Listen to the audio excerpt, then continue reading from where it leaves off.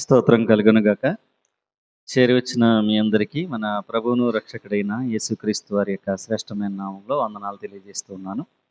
ఈ దినం మరలా మీతో కలిసి దేవుని యొక్క వాక్యాన్ని ధ్యానించడానికి దేవుడు నాకు ఇచ్చినటువంటి సమయాన్ని బట్టి ముందుగా దేవునికి వందనాలు తెలియజేస్తూ ఉన్నాను. మరొక నెల మన మీద నుంచి దొరికిపోబోతూ ఉంది.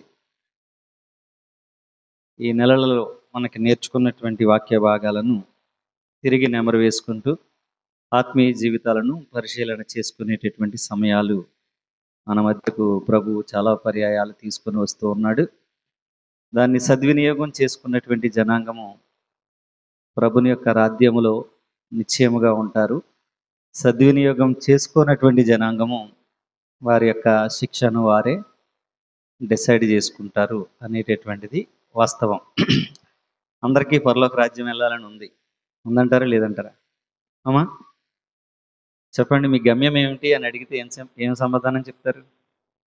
పరలోక రాజ్యం వెళ్ళాలి, పరలోక రాజ్యం వెళ్ళడం కోసమే ఈ తాపత్రయం అంతా అని అన్నారు కదా.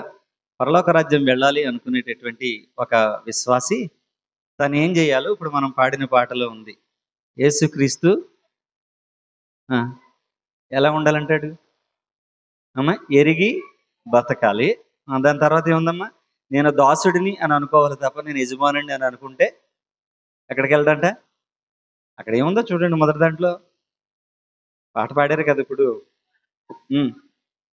దాసులు అనుకున్నటువంటి వాళ్ళే పరమలోకములో నివాసము చేస్తారు అని చెప్పాడు. ఆ పాటలోనే చెప్పేశాడు. ఇంక దానికి పెద్ద మనం ఏమి చూసుకోవాల్సినటువంటి అవసరం లేదు. ఎవరైతే పరలోకం వెళ్ళాలి అని అనుకుంటున్నారో వాళ్ళు ఖచ్చితంగా తెలుసుకోవాల్సింది ఏంటంటే, నేను భూమి మీద యేసుక్రీస్తు బిడ్డని, యేసుక్రీస్తు వ్యక్తిని అనేటటువంటి సంగతి ఎరిగి బ్రతకాలి. మనల్ని చూస్తున్నటువంటి లోకం అప్పుడు విట్నెస్ పొందుతుంది అని చెప్పాడు ఆయన, పాట రాసిన ఆయన. రెండవది ఏం చెప్పాడు అని అంటే, అలాంటి వాళ్ళు దాసుల వల్లే జీవిస్తారు. వాళ్ళ జీవితాల్లో ఏముండదని అర్థం?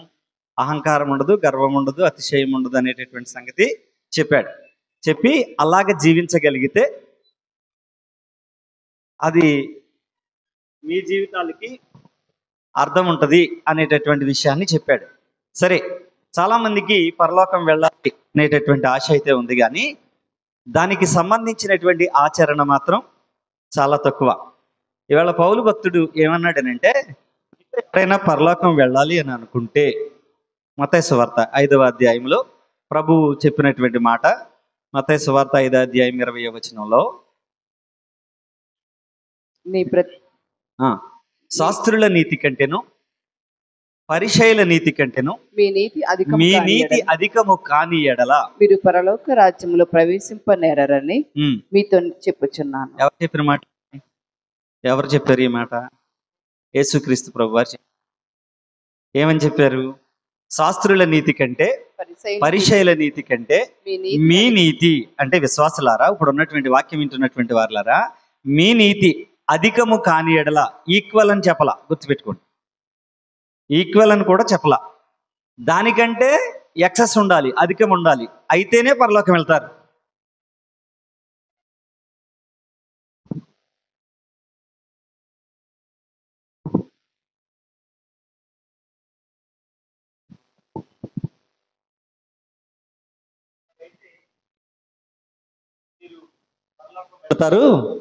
అనేటటువంటి విషయాన్ని యేసయ్య చెప్పాడు. ఒకసారి యేసయ్య కనుక మన మధ్య ఉంటే, యేసుప్రభా శాస్త్రుల నీతి అన్నావు, పరిచయుల నీతి అన్నావు, ఆ నీతి కంటే మా నీతి ఎక్కువ కావాలంటున్నావు, మరి ఏం చేస్తే మేము ఆ రీతికి వస్తాం? వాళ్ళు ఏం చేశారు ఒకసారి చెప్పు మాకు అని అంటే, వాళ్ళకి నేను ధర్మశాస్త్రం ఇచ్చాను. ఏం చెప్తాడమ్మా? ధర్మశాస్త్రం ఇచ్చాను, నీతిగా ఎలా బ్రతకాలో ధర్మశాస్త్రంలో చెప్పాను అని చెప్తాడు. వాళ్ళు ఏం చేశారనంటే, శాస్త్రులు పరిచయులు ఈ ధర్మశాస్త్రాన్ని ఆచరించడానికి ఇచ్చినటువంటి విలువ ఏమండి దేవుణ్ణి ఆరాధించడానికి ఇవ్వలేదు. దీని అర్థం ఏంటనంటే, మతానికి ఇచ్చినటువంటి విలువ, ఆచారాలకు ఇచ్చినటువంటి విలువ, పద్ధతులకు ఇచ్చినటువంటి విలువ దేవుని వాక్యానికి ఇవ్వకపోతే, ఓ క్రైస్తవుడా నువ్వు దేనికి వెళ్ళావు? చాలామంది ఏమనుకుంటారంటే, మేము ఆదివారం ఆరాధనకు వచ్చాం, ఖచ్చితంగా పరలోకం వెళ్ళిపోతాం. క్రిస్మస్కి గిఫ్ట్ గట్టిగా ఇచ్చాను, పరలోకం గ్యారంటీ. ఈస్టర్కి ఎక్కడ ఉన్నా సరే, అమెరికాలో ఉన్నా సరే, నేను మాత్రం ఖచ్చితంగా వచ్చేసి నా స్థానిక సంఘంలో ఉంటాను. కాబట్టి నేను ఎక్కడికి వెళ్ళిపోతాను? పరలోకం వెళ్ళిపోతాను. అంటే అటెండెన్స్ని బట్టి, మనం ఇచ్చినటువంటి క్రియలను బట్టి మనకు మనం ఏమనుకుంటున్నాం అంటే పరలోక రాజ్యం వెళ్ళిపోతాం అని అనుకుంటున్నాం. అది కాదు అని చెప్తున్నాడు యేసయ్య. అది కాదు. అలా ఇవ్వడం తప్పని నేను చెప్పట్లేదు, కానీ అలా రావడము తప్పని నేను చెప్పట్లేదు, కానీ దానివల్ల పరలోక రాజ్యం వెళ్ళవని మాత్రం ఖచ్చితంగా చెప్పగలం. ఎందుకనంటే యేసయ్య ఇక్కడ చెప్పింది ఏంటనంటే, వారి నీతి కంటే మీ నీతి అధికము అవ్వాలి అని చెప్పాడు. ఎందుకు ఈ మాటలు చెప్పాడనంటే, ధర్మశాస్త్రం చాలా కఠినమైనటువంటిది. అందులో ఉన్నటువంటి రూల్స్ అండ్ రెగ్యులేషన్స్ కష్టమైనటువంటివి. కానీ అవే కష్టం, ఇంత కష్టాన్ని మేము చాలా చక్కగా పాటిస్తున్నాం అని అనుకున్నారు శాస్త్రులు, పరిచయులు. యేసయ్య అన్నాడు, ఇది కష్టం కాదు నాయనా, ఇప్పుడు నేను కొండ మీద ప్రసంగం ఏదైతే చెప్తున్నానో ఆ ప్రసంగం చాలా దీనికంటే మోర్ డిఫికల్ట్, మచ్ డిఫికల్ట్ అనేటటువంటి సంగతి చెప్పాడు. దాని ప్రకారంగా జీవించడం కంటే కొండ మీద ప్రసంగం ప్రకారంగా జీవించటం చాలా చాలా కష్టం. దీన్ని ఆలోచించడం లేదు ఆ శాస్త్రులు, పరిచయులు. ఆయన చెప్తున్నాడు. ఆయన చెప్పినప్పుడు ఒక డౌట్ వచ్చింది వాళ్ళకి. ఏంటనంటే చూడండి, ఆయన ఏమన్నాడనంటే, సాత్వికులు ధన్యులు, వారు భూలోకమును స్వతంత్రించుకొందురు అలా చెప్పి, నీతి నిమిత్తము హింసింపబడు వారు ధన్యులు, పరలోక రాజ్యము వారిది అని యేసయ్య ధన్యతలు చెప్పుకుంటూ వచ్చాడు. చెప్పుకుంటూ వచ్చినప్పుడు వాళ్ళకి డౌట్ వచ్చింది. మేము ఇన్ను చేసేస్తున్నాం కదా. ఆ ప్రజానికానికి డౌట్ వచ్చింది. ఏంటి, మేము ఎన్ని చేసుకుంటున్నాం కదా, ఇన్ని పద్ధతులు మేము పాటిస్తున్నాం కదా, ఇప్పుడు మేము పరలోకం వెళ్తామా లేదా అనేటటువంటి అనుమానం వస్తే, అప్పుడు యేసయ్య దాన్ని గమనించి ఏం చెప్తున్నాడనంటే, ఆ నీతి కంటే మీ నీతి అధికము కాని ఎడలా. అమ్మా ఇప్పుడు చెప్పండి, శాస్త్రుల నీతి ఏంటి, పరిచయుల నీతి ఏంటి? అమ్మా శాస్త్రుల నీతి ఏంటి, మన నీతి ఏంటి, దానికి దీనికి డిఫరెన్స్ ఏంటి అనేటటువంటిది మనం గమనించాలి. ఇప్పుడు చెప్తున్నాడు ఆయన, శాస్త్రుల నీతి అది క్రియల మూలముగా అయినటువంటిది. అది ఎలాంటిది? క్రియల మూలముగా అయినటువంటిది. ఇందాక నేను చెప్పాను కదా, ఏదో ఒక పని చేసేస్తే దేవుడి కొరకు, నేను చాలా గొప్ప పని చేశాను కాబట్టి పరలోకం గ్యారంటీగా వెళ్ళిపోతాను.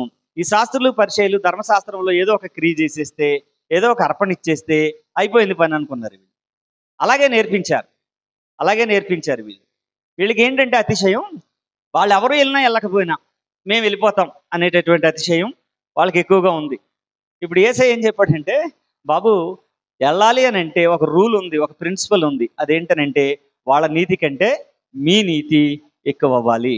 వాళ్ళు ధర్మశాస్త్ర సంబంధమైనటువంటి నీతిని అనుసరించారు. దానివల్ల ఏమొచ్చిందో చూడండి.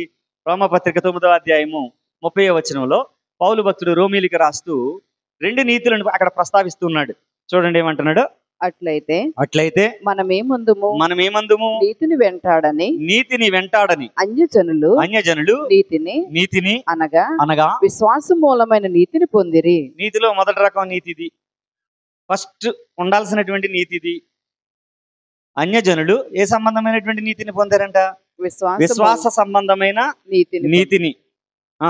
తర్వాత అయితే ఇశ్రాయేలీయులు అంటే యూదులు నీతి కారణమైన నియమమును వెంటాడినను ఆ నియమమును అందుకొనలేదు. వాళ్ళు ఏం చేశారంట? దాని వెనకాల వెళ్ళారంట, కానీ ఏం చేయలేదంట వాళ్ళు. ఇప్పుడు ఎవరి నీతి గొప్పది? వెనకాల వెళ్ళినోడిది గొప్పదా, దాన్ని అందుకున్నవాడిది గొప్పదా? చెప్పండి. రన్నింగ్ రేస్లో పరిగెత్తిన వాళ్ళు అందరూ గొప్పోళ్ళా, విన్నర్ గొప్పోడా? ఎందుకు విన్నర్ గొప్పోడు అవుతాడు అనంటే, వాడు టార్గెట్ రీచ్ అయ్యాడు కాబట్టి, డెస్టినేషన్కి చేరగలిగాడు కాబట్టి, వాడు గోల్ చేరగలిగాడు కాబట్టి. ఇప్పుడు క్రైస్తవుడు అయినటువంటి వ్యక్తి చాలా జాగ్రత్తగా గుర్తుపెట్టుకోవాల్సింది ఏంటంటే, నువ్వు నేను పరలోకం వెళ్ళాలి అని అంటే అది క్రియల మూలంగా అవ్వదు అనేటటువంటి సంగతి ముందు మీరు గుర్తుపెట్టుకోవాలి. యాకోబు కూడా ఏం చెప్పాడనంటే, క్రియలు లేని విశ్వాసము మృతము అని అన్నాడు. దీన్ని కాంట్రవర్సీ చేసి పౌలు గారు ఎఫెసీ పత్రికలో, మీరు కృప ద్వారా ఉచితంగానే రక్షింపబడ్డారు, మీ నీతి క్రియలన్నీ మురుకుగొడ్డలని యెషయా కూడా చెప్పాడు, మరి మీ క్రియల మూలంగా కాదని చెప్పి పౌలు గారు చెప్పాడు. వీళ్ళిద్దరూ మరి డిఫర్ అయ్యారు అని చెప్తున్నారు. ఇద్దరు ఏం డిఫర్ అవ్వాలా. అక్కడ యాకోబు చెప్తున్నది ఏంటంటే, ధర్మశాస్త్ర సంబంధమైనటువంటి క్రియలను ఆచరించినటువంటి యూదులను చూపించాడు, విశ్వాస సంబంధమైన క్రియ చేస్తున్నటువంటి అన్య జనాంగాన్ని చూపించాడు. రెండింటికి తేడా అర్థమవుతుందో లేదో. వాళ్ళు యూదులు సంవత్సరానికి 3 సార్లు ఖచ్చితంగా యెరూషలేముకి రావాలి, కుటుంబ పక్షంగా గొర్రెపిల్లని తీసుకొచ్చి పస్కా పండుగలో ఇవ్వాలి. ఇవన్నీ ధర్మశాస్త్రంలో చెప్పబడ్డాయి. ఈ చేసేస్తే పరలోకం వెళ్ళిపోతామని అనుకున్నారు వాళ్ళు. ఇవి చేసేస్తే పరలోకం వెళ్ళిపోతాం అని అనుకున్నారు. శుక్రవారం ఉపవాసం చేసేసిన, లెంటి సీజన్లో 40 రోజులు వచ్చేసిన, ఆదివారం ప్రతిరోజు చర్చికి వచ్చేసిన అది పరలోకానికి గ్యారంటీ కాదనే సంగతి గుర్తుపెట్టుకోవాలి. మరి ఏమవ్వాలండి మేము అని అంటే విశ్వాస సంబంధమైనటువంటి నీతి ఉండాలి.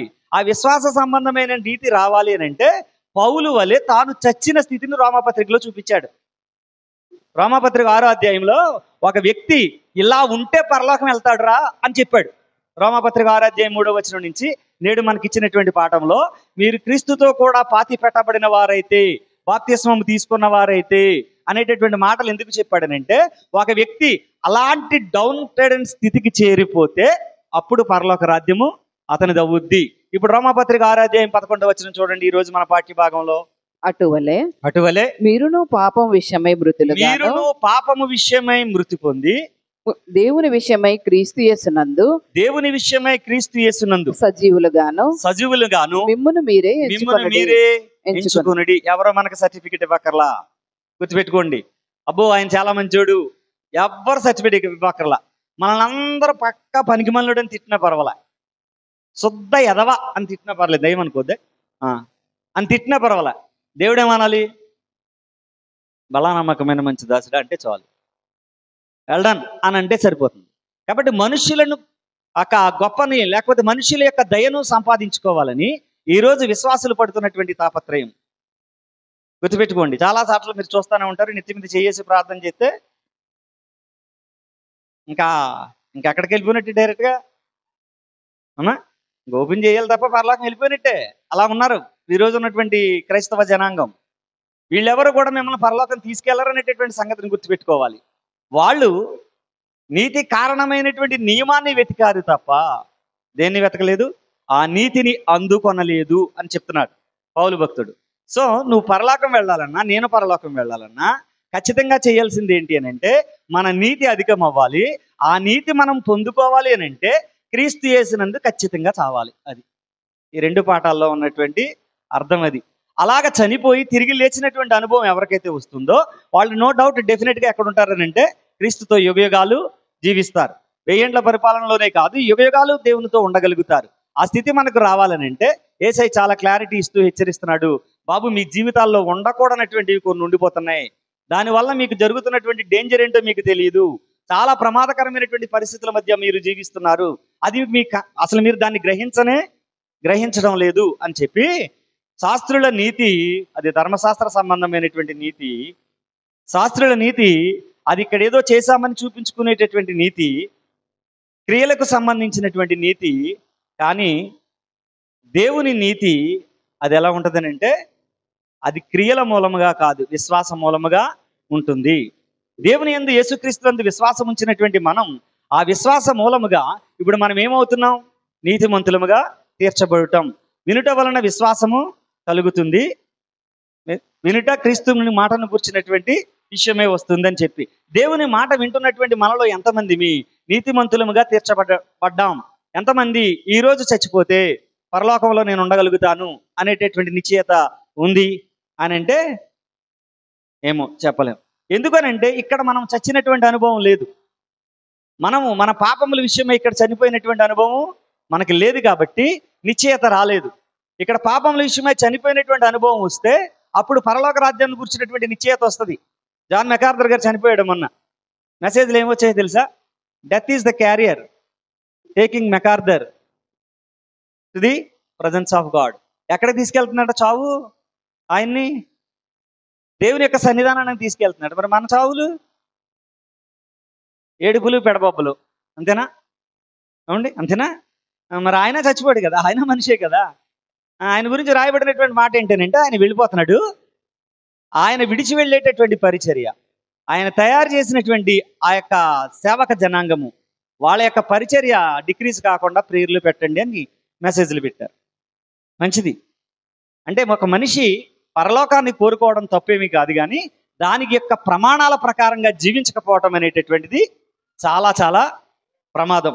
యేసయ్య ఏం చెప్పాడనంటే ఈ శాస్త్రులు పరిచయులు తాము పరలోకం వెళ్ళిపోయినట్టుగా ఫీల్ అయ్యి తన దగ్గరకు వచ్చేటటువంటి జనాంగాన్ని అందరినీ కూడా పరలోకం తీసుకెళ్ళడానికి మేమే రిప్రజెంటేటివ్స్ అన్నట్టుగా ఫీల్ అయితే మత్తయి సువార్త 23వ అధ్యాయంలో వీళ్ళ గురించి యేసయ్య మాట్లాడినటువంటి మాటను చూస్తే అప్పుడు వాళ్ళ యొక్క స్థితిగతులు ఎలాగున్నాయో మనకు అర్థమవుతుంది. 23వ అధ్యాయంలో అయ్యో వేషధారులారా, వేషధారులైన శాస్త్రులారా, పరిసయ్యులారా, మీరు మనుషుల ఎదుట పరలోక రాజ్యమును మోయుదురు. ఏం చేశారంటే వీళ్ళు? పరలోక రాజ్యమును మోయుదురు. పరలోక రాజ్యాన్ని మూసేశారు, గేట్ వేసేసారు, తాళం వేసేసారు. వీళ్ళు తాళం వేసేసారని చెప్తున్నాడు, యేసయ్య చెప్తున్నాడు ఈ మాట. మీరు గేట్ వేసేసారు, తలుపేసేసారు. ఎవడన్నా వచ్చి పరలోకం వెళ్ళాలనుకుంటే ఇంకెలాగెళ్తాడు? మీరు తలుపేసేసారు కదా. అంటే వీళ్ళ తలుపులేసేటివి ఏంటి? బాబు నువ్వు ఇది చేస్తే చాలురా, మిగతా చేసినా చేయకపోయినా పెద్ద ఇబ్బంది ఏమి కాదు. నువ్వు సంవత్సరానికి, వారానికి ఒకసారి కాదు, సంవత్సరానికి ఒకసారి ఉపవాసం ఉండు. మోషే అదే చెప్పాడు రా మనకి. 7వ నెల 10వ దినాన్ని ఉపవాసం ఉండమని చెప్పాడు. అదొకరోజు చెయ్యి, సరిపోద్ది, నువ్వు పరలోకం వెళ్ళిపోతావు. ఇది మూసేశారు తలుపు. కనికరం మనం చెప్పాను మొన్న లాస్ట్ మంత్లో. కనికరము అది అక్కర్లా, ప్రేమ అక్కర్లా, క్షమాపణ అక్కర్లా, దయ అక్కర్లా, విశ్వాసం ఏమి అక్కర్లా. ఇది ఒకటి ఉంటే సరిపోతుంది. వీళ్ళు ఏం చేశారంట? పరలోక రాజ్యాన్ని మూసేశారు. మీరందులో ప్రవేశించే వారిని ప్రవేశింపనియ్యరు. చూడండి ఏమంటున్నాడు, మీరెల్లరూ వెళ్ళేవారిని వెళ్ళనివ్వరు అన్నాడు. ఈరోజు గుర్తుపెట్టుకోండి నా ప్రియ దేవుని బిడ్డలారా, దేవుని వాక్య ప్రకారంగా జీవించకుండా, దేవుని వాక్య ప్రకారంగా ప్రవర్తించకుండా, దేవుని వాక్యం మీద విశ్వాసం ఉంచకుండా మనకి ప్రసంగాలు చెప్తే ఏ ఒక్క వ్యక్తి చెప్పినా ఆ ప్రసంగం ఏమవుతుంది? వేస్ట్ అవుద్ది, ఉపయోగం ఏమీ ఉండదు. అందువల్ల మనం ఏమి పరలోకము వెళ్ళిపోం. గుర్తుపెట్టుకోండి ఆయన ఏం చెప్తున్నాడు. అంతేకాదు ఇంకేమంటున్నాడు చూడండి. అయ్యో వేషధారులైన శాస్త్రులారా, 25వ వచనం చదువమ్మా. అయ్యో వేషధారులైన శాస్త్రులారా, పరిసయ్యులారా, మీరు గిన్నెయు పల్లెమును వెలుపట శుద్ధి చేదురు గాని అవి లోపల దోపుతోనూ అజితేంద్రియత్వముతో నిండి ఉన్నవి. ఏమంటండి? లోపల మనుషుల యొక్క హృదయాలను కడిగేటటువంటి వాక్యాలు ఉండవు. మనుషుల యొక్క హృదయాలకు యేసుప్రభు రక్తంతో కడుక్కునేటటువంటి అవకాశం వచ్చేటట్టుగా, వాళ్ళు ఒకసారి ఆలోచించేటట్టుగా, దాని గురించి అయ్యో నా బ్రతికేలాగుంది అని చెప్పి పశ్చాత్తాప పడేటట్టుగా ఉండవు. నువ్వు దీవించబడదువుగా. హల్లెలూయా. ఈయన వింటుంటా చెప్పండి. అంటే పైన కడిగేస్తే ఏమవుతుందంట? లోపల ఎలా ఉంది? అది అజితేంద్రియత్వముతోను దోపుతోను అజితేంద్రియత్వముతోను నిండి ఉన్నది. చాలాసార్లు చెప్పాను, మళ్ళీ చెప్తున్నా. ఈవేళ కూర వండినటువంటి దాకా కడక్కండి, 5-6 రోజుల దాకా కడక్కండి, మళ్ళీ అదే కూరలో అదే దాకలో వండేయండి. అప్పుడు ఏమవుద్దో చూద్దాం. ఏమవుతుంది? హెల్త్ క్యాంప్ మన పేటలో పెట్టాలి. ఇప్పుడు ఏం పెట్టాలి? అంతే మరి, డయేరియా వచ్చేసి ప్రతి వాళ్ళకి వాంతులు విరోచనాలు అవుతూ ఉంటే ఏంటి కారణం అని అంటే లోపల తోమలేదంటండి, అందుకే నీ గొడవ వచ్చిందంట. అంటే మరి ఇప్పుడు యేసుప్రభు ఏం చెప్పాలి? పరలోకి వచ్చేవాడికి మీరు లోపల తోముకోకుండా, హృదయాన్ని శుద్ధి చేసుకోకుండా బయటే కడుగుతున్నారు శాస్త్రులారా, పరిచయాలారా, వచ్చిన వాళ్ళు. దానివల్ల మీ నీతి మీరు చూపిస్తున్నారు తప్ప వాళ్ళలో వాస్తవంగా ఉన్నటువంటి దాన్ని, పాపాన్ని మీరు ఎత్తి చూపించటం లేదు. ఇంకా వీళ్ళని ఏమన్నాడో చూడండి 27వ వచనంలో. అయ్యో వేషధారులైన శాస్త్రులారా, పరిచయాలారా, మీరు సున్నము కొట్టిన సమాధులను పోలి ఉన్నారు. బాబాయ్ ఎలా ఉన్నారంటండి? మంచి పెయింట్ వేశారంట సమాధి, చాలా అందంగా కనపడుతుంది సమాధి. లోపల ఎలా ఉందంట? లోపల చచ్చిన ఎముకలతోనూ సమస్త కల్మషంతోనూ నిండి ఉన్నవి. ఇప్పుడు వీళ్ళ నీతి కంటే ఈ నీతి పెట్టుకుని బతికేద్దామా మనం కూడా? చెప్పండి, ఈ నీతే పెట్టుకుని బతికేద్దామా మనం కూడా? ఇలాంటి నీతి పెట్టుకుని బతుకుతున్నారు కాబట్టి ఆ రోజున యేసయ్య ఏం చెప్పాడనంటే, అది కాదు నీతి, ఆ నీతి మాని, ధర్మశాస్త్ర సంబంధమైన నీతిని మాని, నీతికి కారకుడు ఎవరు? రైటియస్నెస్కి అండి యేసుక్రీస్తు ప్రభువారు. అంతేనా? యేసుక్రీస్తు ప్రభువారు. ఆ యేసుక్రీస్తు ప్రభువారు నిన్ను, నీతికి కారణమైనటువంటి యేసు ప్రభు నిన్నేం చేశాడనంటే సమాధానాన్ని తీసుకొచ్చాడు. రోమాపత్రిక 5వ అధ్యాయంలో ఎవరితో? తండ్రి అయినటువంటి దేవునితో మనిషికి ఉన్నటువంటి ఆ పాపాన్ని రికన్సిలేషన్ చేశాడు. రికన్సిలేషన్ చేసుకొచ్చి 5వ అధ్యాయం అంతా చెప్పుకొచ్చి, బాబు ఈ రైటియస్నెస్ నీకు వచ్చింది, ఈ నీతి నీకు వచ్చింది, ఈ నీతి నిన్ను దేనిలోకి నడిపించాలో తెలుసా?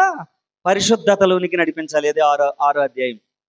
నీతిని పొందుకొని ఆగిపోతే కాదు, నీతిని పొందుకొని దేంట్లోకి వెళ్ళాలి? ఇప్పుడు నువ్వు పరిశుద్ధ జీవితాన్ని జీవించాలి, పరిశుద్ధతలోనికి నడిపింపబడాలి. అలా నడిపింపబడగలిగితేనే నువ్వు పరలోక రాజ్యం వెళ్తావు అనేటటువంటి విషయాన్ని చెప్పాడు. కానీ ఈ రోజు ఉన్నటువంటి పరిస్థితుల్లో మనుషుల యొక్క ఆలోచన విధానం ఎలా ఉందనంటే, మనం చేసేది చాలు, మనం చెప్పేది, మనం విన్నది చాలు, మనం ఇస్తున్నది చాలు, ఈ విధమైనటువంటి దాని మీద ఉండిపోయారు తప్ప వాస్తవాన్ని ఎవరు కూడా గ్రహించేటటువంటి పరిస్థితిలో లేరు. ఆయన ఏం చెప్తున్నాడు చూడండి. ఇప్పుడు మత్తయి సువార్త 5వ అధ్యాయానికి రండి. ఏమంటున్నాడనంటే నీరు ప్రవేశింపరు అని చెప్పేశాడు. ఓకే, ఇప్పుడు చూడండి ఏమంటున్నాడు. నరహత్య చేయవద్దు, నరహత్య చేయువాడు నరహత్య చేయువాడు విమర్శకు లోనగునని పూర్వీకులతో చెప్పబడిన మాట మీరు విన్నారు కదా. నేను మీతో చెప్పినదేమనగా తన సహోదరుని మీద కోపపడు ప్రతివాడు కోపపడు ప్రతివాడు విమర్శకు లోనగును. చెప్పండి, దీని అర్థం చెప్పండి. ఇప్పుడు నాకు ధర్మశాస్త్రం ఏం చెప్పిందో చెప్పాడు యేసయ్య, ఈయనేం చెప్పాడో చెప్తున్నాడు. ఇప్పుడు ధర్మశాస్త్రం ఏం చేసింది? నరహత్య చేయొద్దని చెప్పింది. నరహత్య ఎప్పుడు చేస్తావు? నీలో కోపం విపరీతంగా పెరిగిపోతే. కోపం పెరగాలంటే అవతలోడి మీద ఏముండాలి? నీకు ద్వేషం ఉండాలి. ఆ ద్వేషం అలా అలా అలా పోగయి అప్పుడు మాటల రూపంలో బయటకు వస్తుంది. మాటల రూపంలో బయటకు వచ్చి చంపేస్తాడు నువ్వు అంటాడు. అర్థమైందండి? అక్కడతో ఆగితే బాగుండు. క్రియారూపం అవుద్ది. ఏమవుద్ది? క్రియారూపం అవుద్ది. ఏది? లోపల ఉన్నటువంటి యాంగర్. అర్థమవుతుందండి మీకు? యేసయ్య ఏం చెప్పాడు? కోపం మర్డర్ కాదు. కోపం మర్డర్ చేయదు. దాని వెనకాల ఇంత సీక్వెన్స్ వస్తుంది. ఇంత భయంకరమైనటువంటి పరిస్థితి ఉంది. వాడు దుష్టిని సంబంధి అయి ఎవడి గురించి చెప్తున్నాడు? యోహాను పత్రిక రాస్తూ కయ్యని గురించి చెప్తూ, వాడు దుష్టిని సంబంధి తన సహోదరిని చంపెను. బ్రదర్, నీకు కోపం వచ్చిందని అనుకుంటున్నావేమో. నీ భార్య మీద లేకపోతే నీ భర్త మీద నీకు కోపం వచ్చిందని అనుకుంటున్నావేమో. కోపం వచ్చినప్పుడు నువ్వు ఒక్క నిమిషం ఆలోచించి, ఈ కోపం నాకెందుకు వచ్చింది? దేవుని పోలికలో ఉన్నటువంటి ఆ బిడ్డను నేను ఎందుకు అంటున్నాను? అతను అనవలసినటువంటి పరిస్థితి ఏంటి? నేను ఎందుకు ఈ రీతిగా ఉన్నానని ఒక్కసారి నిమిషం ఆలోచిస్తే హోలీ స్పిరిట్ పనిచేద్ది, పరిశుద్ధాత్ముడు పనిచేస్తాడు. అంతే తప్ప దీన్ని మర్చిపోతే ఏమవుద్ది? అప్పుడు అమ్మా పరలోకం వెళ్ళాం కదా, సరికదా. ఇప్పుడు ఏమవుతుందంట? ఏమంటున్నాడు? నేను మీతో చెప్పినదేమనగా తన సహోదరుని మీద కోపపడువాడు విమర్శకు లోనగును. కోపపడు అన్నకాడ అంకేసి ఒకటేసాడా? ఇప్పుడు చెప్పండి, గ్రీక్ భాషలో ఏముంది దాని అర్థం? అంటే ఏమన్నా కారణం ఉందంటావు తమ్ముడు? ఆడి మీద కోపపడడానికి వీడికి ఏమన్నా కారణం ఉందా? అకారణంగా భార్య అన్నం వండి కూర తెస్తే దెబ్బలాట పెట్టుకోవాలనుకునే వాడికి ఏంటి? కూర బాగున్నా సరే ఇంత ఉప్పు వేసేసేవాడు ఉట్టితే అందులో ఉప్పు ఉండదు, ఏముండదు. వడబెట్టుకోవడమే ఆడి కారణం, ఆడి నైజం. ఏమవుద్ది అప్పుడు? ఉప్పు తక్కువైందని ఉప్పు ఎక్కువైందని ఏదో గొడవ పెట్టాలి. పాపం ఆవిడ మళ్ళీ నోట్లో వేసుకుని చూడదు కదా, ఈలోపు గొడవ అయిపోతూ ఉంటుంది. ఇంకా అదవుతుందండి. నిర్నిమిత్తముగా కోపపడు. ఎన్నిసార్లు కోపపడి ఉంటాం? కారణం లేకుండా ఎన్నిసార్లు కోపపడి ఉంటాం? చెప్పండి సార్. ఎక్కడికి వెళ్ళిపోదామని? పరలోకం వెళ్ళిపోదామని? ఈ జీవితం పరలోకం తీసుకుపోద్దని? మనం ఏంటో మనం చూసుకోం, పరలోకం వెళ్ళిపోవాలి. యేసయ్య చెప్తున్నాడు, నువ్వు లోపల నువ్వు పడేటటువంటి కోపం అదేమవుతుందో తెలుసా? నువ్వేం చేస్తున్నావు? తన సహోదరుని చూచి ఈడి వేస్ట్ ఫెలో అని అంటున్నావు. నువ్వు వేస్ట్ అని అన్నా కూడా అది నిన్ను జడ్జిమెంట్కి తీసుకొస్తుందని చెప్తున్నాడు అది యేసయ్య. ఒక వ్యక్తిని చూసి ఈడు పనికి మాలినోడండి, ఈడు ఎదవండి, ఈడెందుకు పనికిరాడండి అని అన్నావా, ఇక్కడ ఎవడో పట్టించుకోడేమో, కానీ ఎవడ పట్టించుకుంటాడు తెలుసా? అదే చెప్పాడు, కడపటి కాసు చెల్లించే వరకు బయటికి రావు. లోపల వేస్తాడు దేవుడు. వేసిన తర్వాత ఏంటంట? లాస్ట్ పెన్ని, ఇంగ్లీష్లో బాగుంటుంది, లాస్ట్ పెన్ని చెల్లించే వరకు రావంట బయటికి. అని బయటకు వస్తావో రావో కూడా తెలియదు అసలు. అంటే జడ్జిమెంట్ అంత సివియర్గా ఉంటుందని చెప్తున్నాడు యేసయ్య. వాళ్ళు శాస్త్రులు పరిచయులు ఒక మనిషిని పొడిచి చంపేస్తే అది నరహత్య. ఆ నరహత్య చేసినటువంటి వాడు విమర్శకు లోనవ్వాలి అని చెప్పాడు. అది ధర్మశాస్త్రం చెప్పింది మాకు అని చెప్తున్నాడు. ఇప్పుడు మనల్ని ఏం అడుగుతున్నాడు తెలుసా? బాబు మీకేం అర్థమైంది నరహత్య అంటే అని అంటే, మాకు చెప్పారు కదండి శాస్త్రులు పరిచయులు, ఎవరిని పొడవకూడదండి, ఎవరిని చంపకూడదండి అని చెప్తే అది కాదు నీతి. మనమేం చెప్పాలి తెలుసా?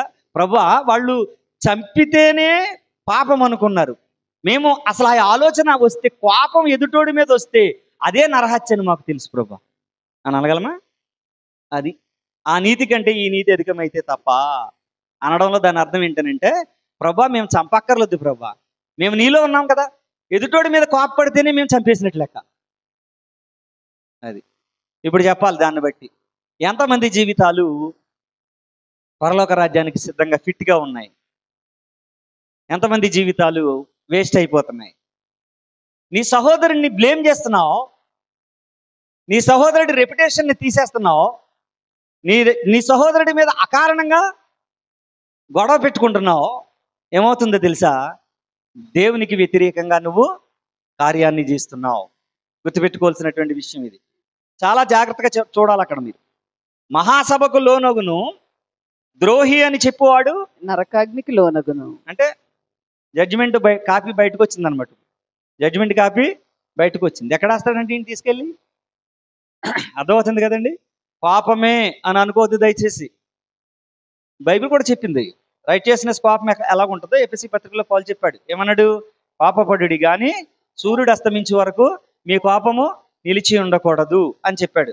పొద్దుడే కాకలేసావు అనుకో భార్య మీద, మళ్ళీ సాయంత్రం లోపు సారీ ఏమనుకోకే, ఇందాక నన్ను దుష్టుడు కొంచెం ప్రేరేపించాడు, బొమ్మను అనేసాను, ఏమనుకోకు అని చెప్పి రికన్సిలేషన్ అవ్వాలి, సమాధాన పడాలి. అది నీతియుక్తమైనటువంటి కోపం. అంతే తప్ప లోపల అది పెట్టుకుని ఓ రగిలిపోతూ ఉంటే అది క్యాన్సర్ లాగా పాకేద్ది. క్షమించాలి, ఎలా పాకేద్ది? క్యాన్సర్లా పాకుద్ది. అది కాదు యేసయ్య చెప్తుంటా. కోపపడకండి బాబు, మీ జీవితాలలో కోపం అనేటటువంటి దానికి అర్థం తెలుసుకోండి, నేను మీతో చెప్తున్నాను అని చెప్పి కోపానికి అసలు అర్థం చెప్పుకొచ్చాడు ఆయన. అది వర్డ్స్లో మీరు చూపిస్తున్నారు అనుకుంటున్నారు. మీరు ఎదుటివాని వ్యక్తి యొక్క శీలాన్ని, క్యారెక్టర్ని బ్యాడ్ చేస్తున్నారు. మీరు కోపపడి నువ్వు అంటున్నటువంటి మాటలు ఎదుటివాడి క్యారెక్టర్ బ్యాడ్ అవుతుంది. గుర్తుపెట్టుకోండి. చాలా మందిలో నువ్వు మాట అనేసాను అనుకుంటున్నావు, ఎదుటివాడి క్యారెక్టర్ని బ్యాడ్ చేయడానికి నీకున్నటువంటి అధికారం ఏంటి అసలు? అంటే నోటుకు వచ్చింది కదా అని మాట్లాడిస్తే, ఇది రేపు దేవుడు ఏమంటున్నాడో తెలుసా? మహాసభకు లోనవుతుంది, నిన్ను ఎక్కడ తీసుకెళ్ళేస్తాను? నరకాగ్నిలోనికి చేస్తాను. ఒకవేళ ఈ లోపు నాకు నువ్వు ఏదైనా పెద్ద పెద్ద లాయర్లను పెట్టుకుని ఒకవేళ కేసు వాదించడానికి తీసుకొచ్చిన డబ్బంతా అయిపోద్ది తప్ప ఆఖరి రూపాయి కూడా, క్షమించాలి.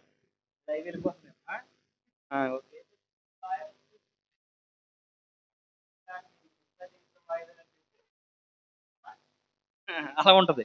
అంటే ఆఖరి పైసా అయిపోయేదాకా కూడా మన కేసు ఏమవుతుంది అనమాట, తేలదో. జడ్జిమెంట్ మాత్రం ఫైనల్. అర్థమవుతుంది కదండి.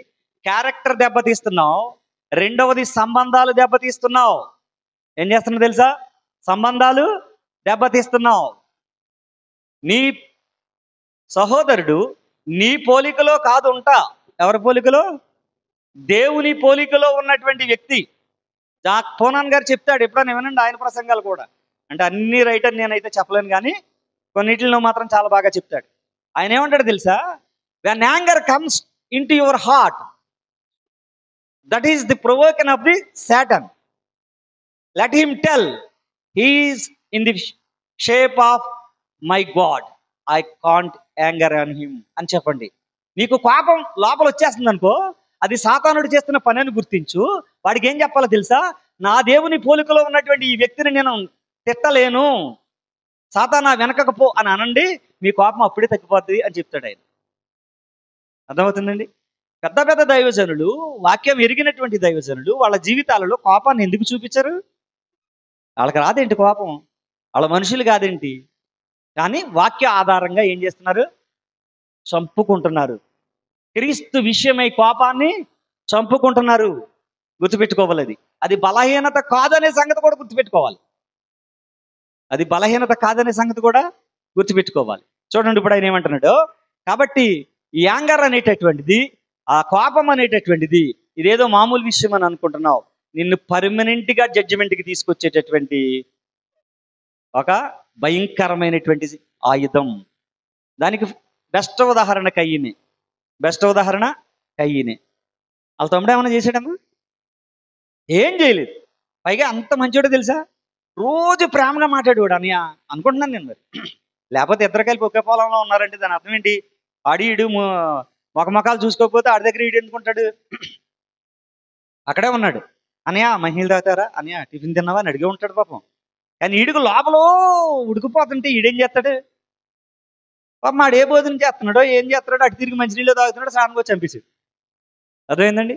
వాడు దుష్టిని సంబంధి అయి ఈ పని చేశాడు. నా ప్రియ సహోదరి సహోదరులరా, బీ కేర్ఫుల్ అబౌట్ దట్. ఆ విషయంలో చాలా జాగ్రత్తగా ఉండాలి. ఎదుటి వాడిని తొందరపడి మాట అంటే అక్కడ నువ్వు చేస్తున్నటువంటిది దేవుని పోలికలో ఉన్నటువంటి వ్యక్తి మీద దాడికి వెళ్ళావు. రెండవది, దేవునితో సమాధానాన్ని కోల్పోతున్నావు. ఈ ఇతర వ్యక్తితో ఎలాగూ కోల్పోతావు, మాట్లాడినవాడితో ఎలాగా కోల్పోతావు, పైపెచ్చి ఎవరితో కోల్పోతావు? ఇప్పుడు దేవునితో సమాధానాన్ని కోల్పోతావు. అతన్ని సిగ్గుపరుస్తున్నాను అని అనుకుంటున్నావు.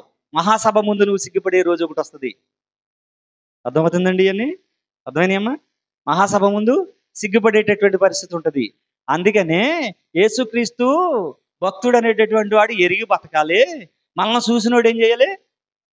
ఓహో, ఇలా బతకాలరా, బతికినామా అని అనుకోవాలి. అర్థమవుతుంది కదా? అంత భయంకరమైనటువంటి పరిస్థితిని తీసుకొచ్చి ఆయన చెప్పుకొస్తున్నటువంటి మాటలు కనుక మనం చూస్తే, ఆయన అంటాడు, ఈ కోపం అనేటటువంటిది దేనికి ఫిట్ అవుద్ది అని అంటే నరకానికి ఫిట్ అవుద్ది. దీని ఒరిజినల్ సూటబుల్గా ఎక్కడ ఫిట్ అయిపోద్ది అని అంటే ఇది అమ్మా నరకానికి ఫిట్ అవుద్ది. కాబట్టి ఆయన చెప్తున్నాడు, నువ్వు వెళ్ళాలి అని అనుకుంటే ఎదుటి వాని హృదయాన్ని నువ్వు గాయపరచొద్దు, నీకు రైట్ లేదు. దేవుని పోలికలో ఉన్నటువంటి వ్యక్తి మీదకి దాడికి వెళ్ళొద్దు. 2, అర్థమైందా? సమాధానాన్ని బ్రేక్ చేయొద్దు. 3, అర్థమైందా? ఉద్దేశపూర్వకంగా ఒక వ్యక్తిని గాయపరచొద్దు, అంటే మాటల ద్వారా. ఎన్ని చెప్తున్నాడో జాగ్రత్తగా మీరు వింటే, ఇదన్నీ కూడా ఎక్కడికి శత్రుత్వం పెంచుకోవద్దు. శత్రుత్వం పెంచుకోవద్దు. శత్రుత్వం బదులుగా ఏం పెంచుకోవాలి? కోపం అనేటటువంటిది శత్రుత్వాన్ని పెంచుతుంది, సమాధానాన్ని కాదు. అంతేనే కదా? సమాధానాన్ని పెంచుద్దా? కొన్ని అలాగైతే అందరం కోపం పెట్టుకుందాం. కోపం అనేటటువంటిది శత్రుత్వాన్ని పెంచుద్ది తప్ప సమాధానాన్ని పెంచదు. కోపం అనేటటువంటిది సంబంధాలను బ్రేక్ చేస్తుంది, అంతే తప్ప కట్టదు. సంబంధాలను కట్టదు. ఈవేళ నువ్వు అన్నటువంటి మాటను బట్టి ఒక వ్యక్తి యొక్క హృదయం గాయపడితే నీతో మామూలుగా మాట్లాడొచ్చేమో కానీ లోపల పగిలిపోయిన బీట అలాగే ఉంటుంది బ్రదర్, అలాగే ఉంటుంది. ఆడి దైవజనుడు అయితే నీతో సమాధానంగానే మాట్లాడతాడు, కానీ లోపల బీట మాత్రం అలాగే ఉంటుంది. కాబట్టి ఇంత భయంకరమైనటువంటి డేంజర్ ఉంది. కాబట్టి కోపపడొద్దు, నరహత్య చెయ్యొద్దు అనేటటువంటి మాటలు చెప్పాడు. మరి యేసయ్య మమ్మల్ని కోపపడొద్దు అన్నావు కదా, మరి అలాగే దీనికి రెమెడీ ఏమి లేదా?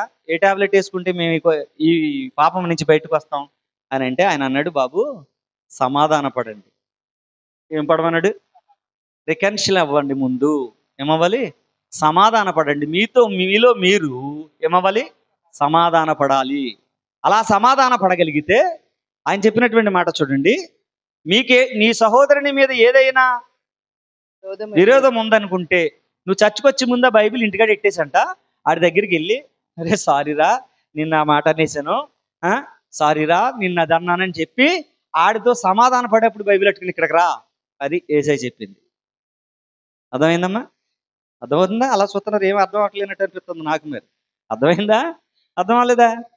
నువ్వు ఆరాధనకు రావడం ముఖ్యం కాదు. బైబిల్ అట్టుకుని ఇది అక్కడ పెట్టేయి. నీకు ఎవరితో గొడవ ఉందో వాడి దగ్గరికి వెళ్ళు. నువ్వెవరిని హత్య చేసే వాడి దగ్గరికి వెళ్ళు. నీకు ఎవరి మీద శత్రుత్వం ఉందో వాళ్ళ దగ్గరికి వెళ్ళు. వాళ్ళని క్షమించమని అడుగు. ముందు వాళ్ళతో సమాధాన పడిపో. నువ్వు ఇక్కడికి రాకపోయినా పెద్ద నష్టమేమీ లేదు, ఎందుకంటే జరగాల్సిన కార్యం అక్కడ దేవుడు జరిపించాడు. అలాగా హృదయాలు కలిసినటువంటి వ్యక్తులు ఆలయంలో ఉండాలి. అర్థమైందండి? అలాగ రికన్సిలేషన్ కలిగినటువంటి జనాంగం ఉండాలి. అలా ఉంటే ఇప్పుడు రండి, రోమపత్రిక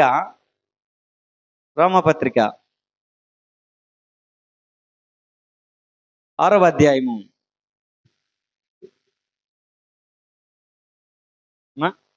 3 చూడండి. 6వ అధ్యాయంలో 1వ వచనం చూడండి. అలాగైనా ఏమందుము? కృప విస్తరింపవలనని పాపం. ఇప్పుడు మనం ఎక్కడున్నాం? ధర్మశాస్త్రంలో ఉన్నామా? కృపలో ఉన్నామా? ధర్మశాస్త్ర నీతిలో ఉన్నామా? కృపా సంబంధమైనటువంటి నీతిలో ఉన్నామా? అది కృప ఉంది కాదా అని చెప్పి ఏం చేయొద్దు అంటున్నాడు? పాపమందు నిలిచియుందుమా. నువ్వు అసలు ఏమనుకుంటున్నావు?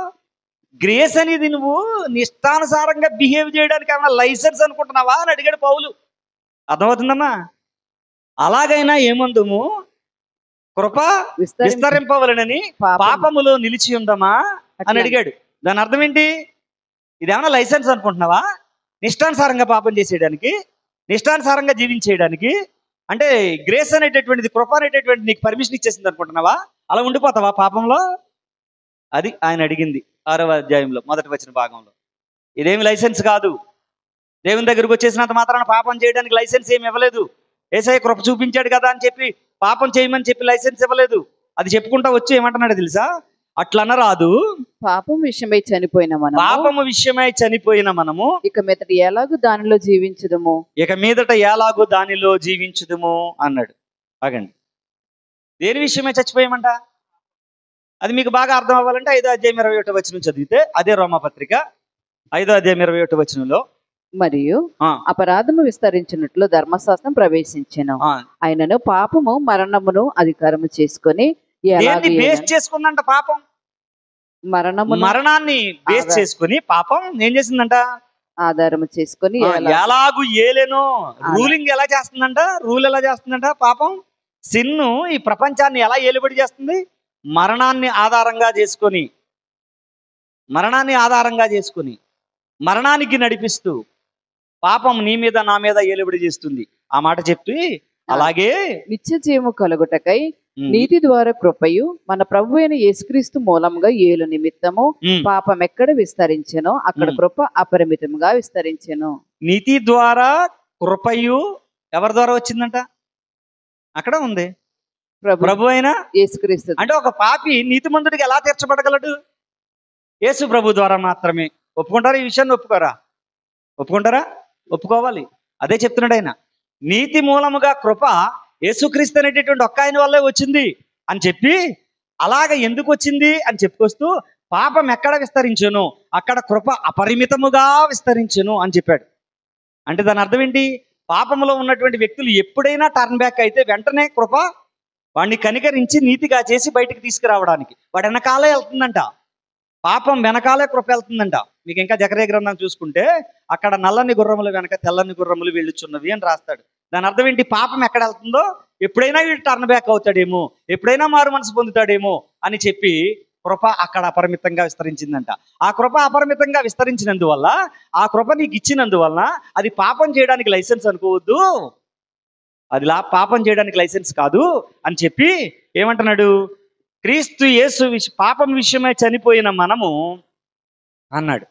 అమ్మా, క్రీస్తు యేసు ద్వారా నీతిమంతులుగా చేయబడ్డాం. ఆ చేయబడినటువంటి మన మీద ఇప్పుడు మనం ఎలా ఉండాలో చెప్తున్నాడు 6వ అధ్యాయం 19వ వచనంలో. చివరి వచనం చదువమ్మా. మీ శరీర బలహీనతను బట్టి మనుష్య రీతిగా మాట్లాడుచున్నాను. ఏమనగా అక్రమము చేయుటకై అపవిత్రతకును అక్రమమునకును మీ అవయవములను దాసులుగా ఎలాగో అప్పగించితిరో అలాగే, అది అండర్లైన్ చేసుకోవాలి, పరిశుద్ధత కలుగుటే మీ అవయవములను నీతికి దాసులుగా అప్పగించండి. యేసు ప్రభు ఒక వ్యక్తిని నీతికి దాసుడిగా చేశాడు అనంటే, నీతిమంతుడిగా చేశాడు అనంటే దేనికోసం అనమాట? పరిశుద్ధినిగా చేయడానికి. నిషిద్ధమైనది పాడండి. లోనికి వెళ్ళదు పరలోక పాలనది. అది ఏది పడితే బ్యాన్ చేయబడింది ఏది వెళ్దంట ఎక్కడికి? పరలోక రాజ్యం. నిషిద్ధం. పాపం నిషిద్ధమా లేకపోతే పర్మిటబులా? మరి ఇప్పుడు అది ఎందుకు వెళ్తుంది? నిన్ను నీతిమంతుడిగా చేసినటువంటి యేసయ్య నువ్వు పరిశుద్ధుడిగా ఉండాలని చెప్పి నీకు హోలీ స్పిరిట్ ఇచ్చి పంపిస్తే, ఇది యూజ్ చేసుకోకుండా, దీని యొక్క విశిష్టత గుర్తుపెట్టుకోకుండా ఇంకా నేను పాపములోనే ఉంటాను అని అంటే that is up to you. ఇప్పుడు ఏం చెప్తున్నాడు చూడండి. ఆయన ఏమంటున్నాడు? నేను ఇందుకోసం రక్షించుకున్నాను, నేను ఇందుకోసం నేను పరిశుద్ధుడిగా చేయడం కోసం నేను ఇష్టపడ్డాను అని చెప్పి, ఎవరైతే క్రీస్తునందు నిజముగా నీతిమంతులుగా చేయబడ్డారో వాళ్ళకు ఉండేటటువంటి గుర్తులు చెప్పాడు, వాళ్ళకు ఉండేటటువంటి పొజిషన్ చెప్పాడు, స్థితి చెప్పాడు. ఈ రోమాపత్రిక 6వ అధ్యాయం 3వ వచనం నుంచి 11వ వచనం దాకా 4 స్థితులు చెప్తాడు. విశ్వాసి యొక్క 4 పొజిషన్స్ చెప్తాడు, 4 స్థితులు. ఈ 4 స్థితుల్లో మనం ఏం చేయాలో కూడా చాలా బాగా చెప్పుకొచ్చాడు. జాగ్రత్తగా చూడండి. ఇప్పుడు ఏమంటున్నాడు ఈయన? ఏమంటున్నాడనంటే, ఎవడైతే యేసు ప్రభువుని నిజరక్షకుడిగా అంగీకరించాడో, అంటే వాస్తవానికి నిజంగా మారు మనసు అనుభవంతో అంగీకరించాడో, ఈ కెనాట్ వాక్ ఇన్ సిన్. అది వాడు పాపంలో నడవలేడు. పాపపు తలంపులు తలంచలేడు, పాపపు చూపులు చూడలేడు, పాపపు క్రియలు చేయలేడు. అంటే వీడు ఏం ప్రాక్టీస్ చేస్తున్నట్టు లెక్క? హోలీనెస్ ప్రాక్టీస్ చేస్తున్నట్టు లెక్క. అర్థమైంది కదండి? ఈయన చూపించుకుంటూ వచ్చాడు. ఇప్పుడు ఏమంటున్నాడు చూడండి. మొదటి పొజిషన్ చెప్తున్నాను.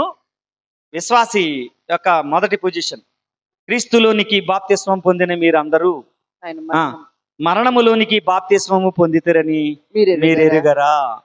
ఫస్ట్ పొజిషన్ ఏంటి అని అంటే, you must know that you are immersed with Jesus Christ. క్రీస్తుతో కూడా పాతి పెట్టబడ్డావు అని చెప్పాడు. ఈ పాతి పెట్టబడడం అంటేనే పెద్ద భయం. ఇంకా క్రీస్తుతో కూడా పాతి పెట్టబడడం అంటే అసలు ఏంటో అర్థం అవ్వలేదు. దాని అర్థం మనం చూడాలి అంటే, దీంట్లో అద్భుతమైనటువంటి సత్యాలు చెప్పాడు. వాక్యం కూడా, లేఖనాలు కూడా చాలా అద్భుతమైనటువంటి సత్యాలు ఈ విషయాలను గురించి తెలియజేశాయి. ఇప్పుడు ఏమంటున్నాడు చూడండి, మీరు అది చిలకరింపు బాప్తిస్మా, ముంచుడు బాప్తిస్మా. మన మీదకి యుద్ధానికి వచ్చిన వాళ్ళు కూడా చాలా మంది ఉన్నారు. మీకు అన్నీ తెలుసు, ముంచుడు బాప్తిస్మం కరెక్ట్ అని తెలుసు, మరి చిలకరింపు బాప్తిస్మం వాళ్ళకి ఎందుకు ప్రసంగాలు చేస్తున్నారు అని. సరే నాయన, అప్పుడు ఉన్నటువంటి సిచ్యువేషన్స్ వేరు.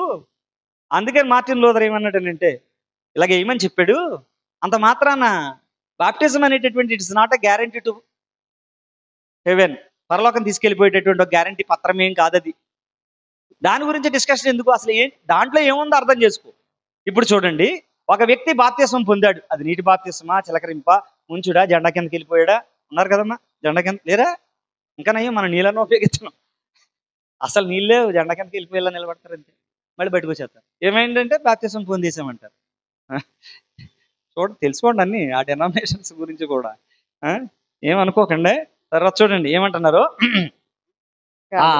అది చెప్తూ ఏమంటున్నాడంటే, ఒక వ్యక్తి నీటిలో మునిగిన, నీటి చిలకరింపు తీసుకున్న, దాని అర్థం ఏంటంటే వాడు ఒక విషయాన్ని ప్రకటిస్తున్నాడు.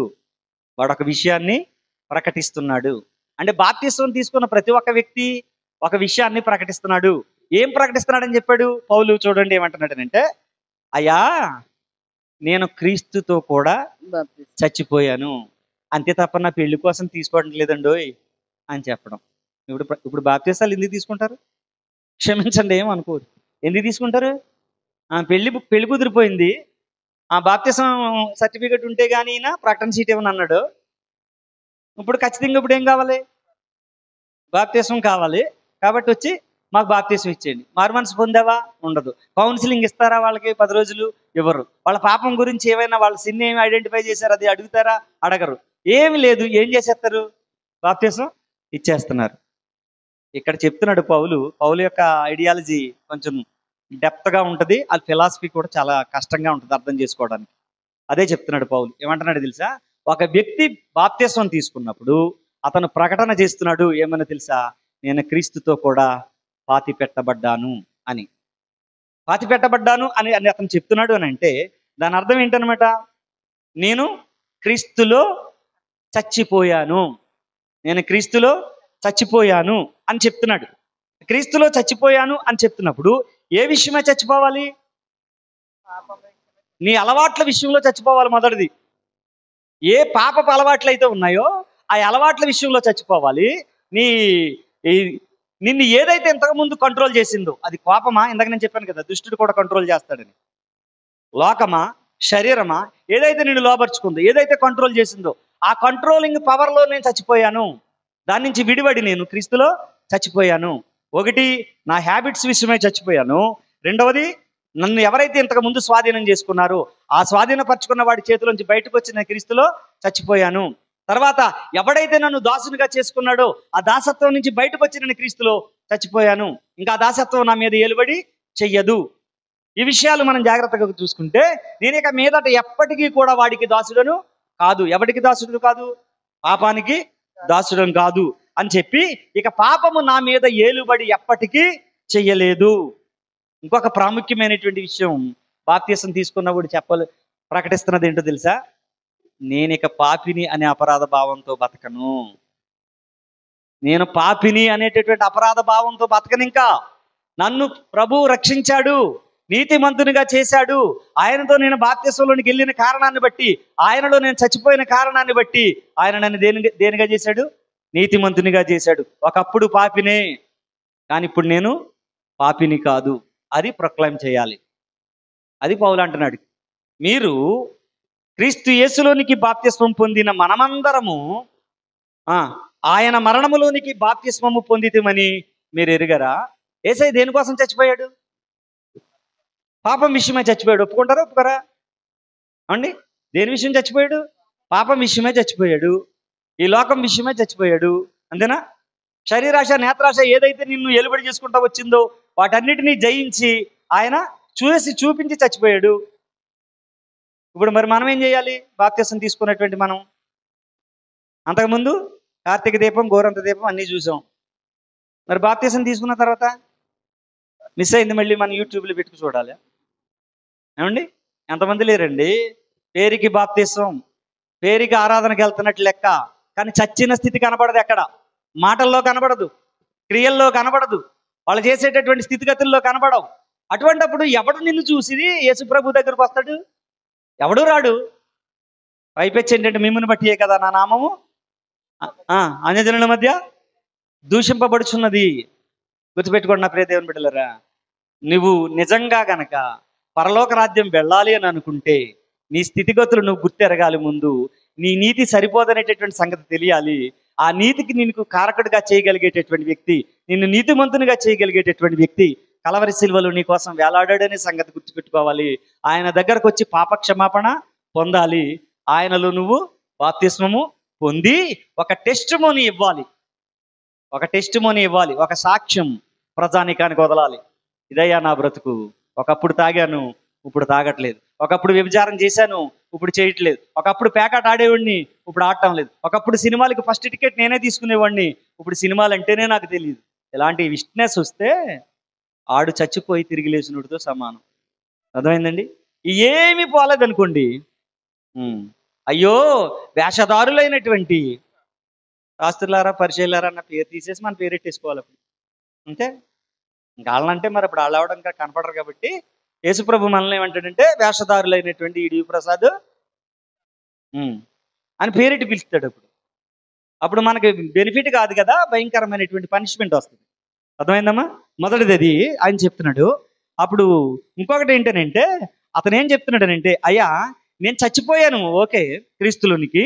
తర్వాత చూడండి, కాబట్టి తండ్రి మహిమ వలన క్రీస్తు మృతులలో నుండి ఎలాగో లేపబడెనో అలాగే మనమును నూతన జీవం పొందిన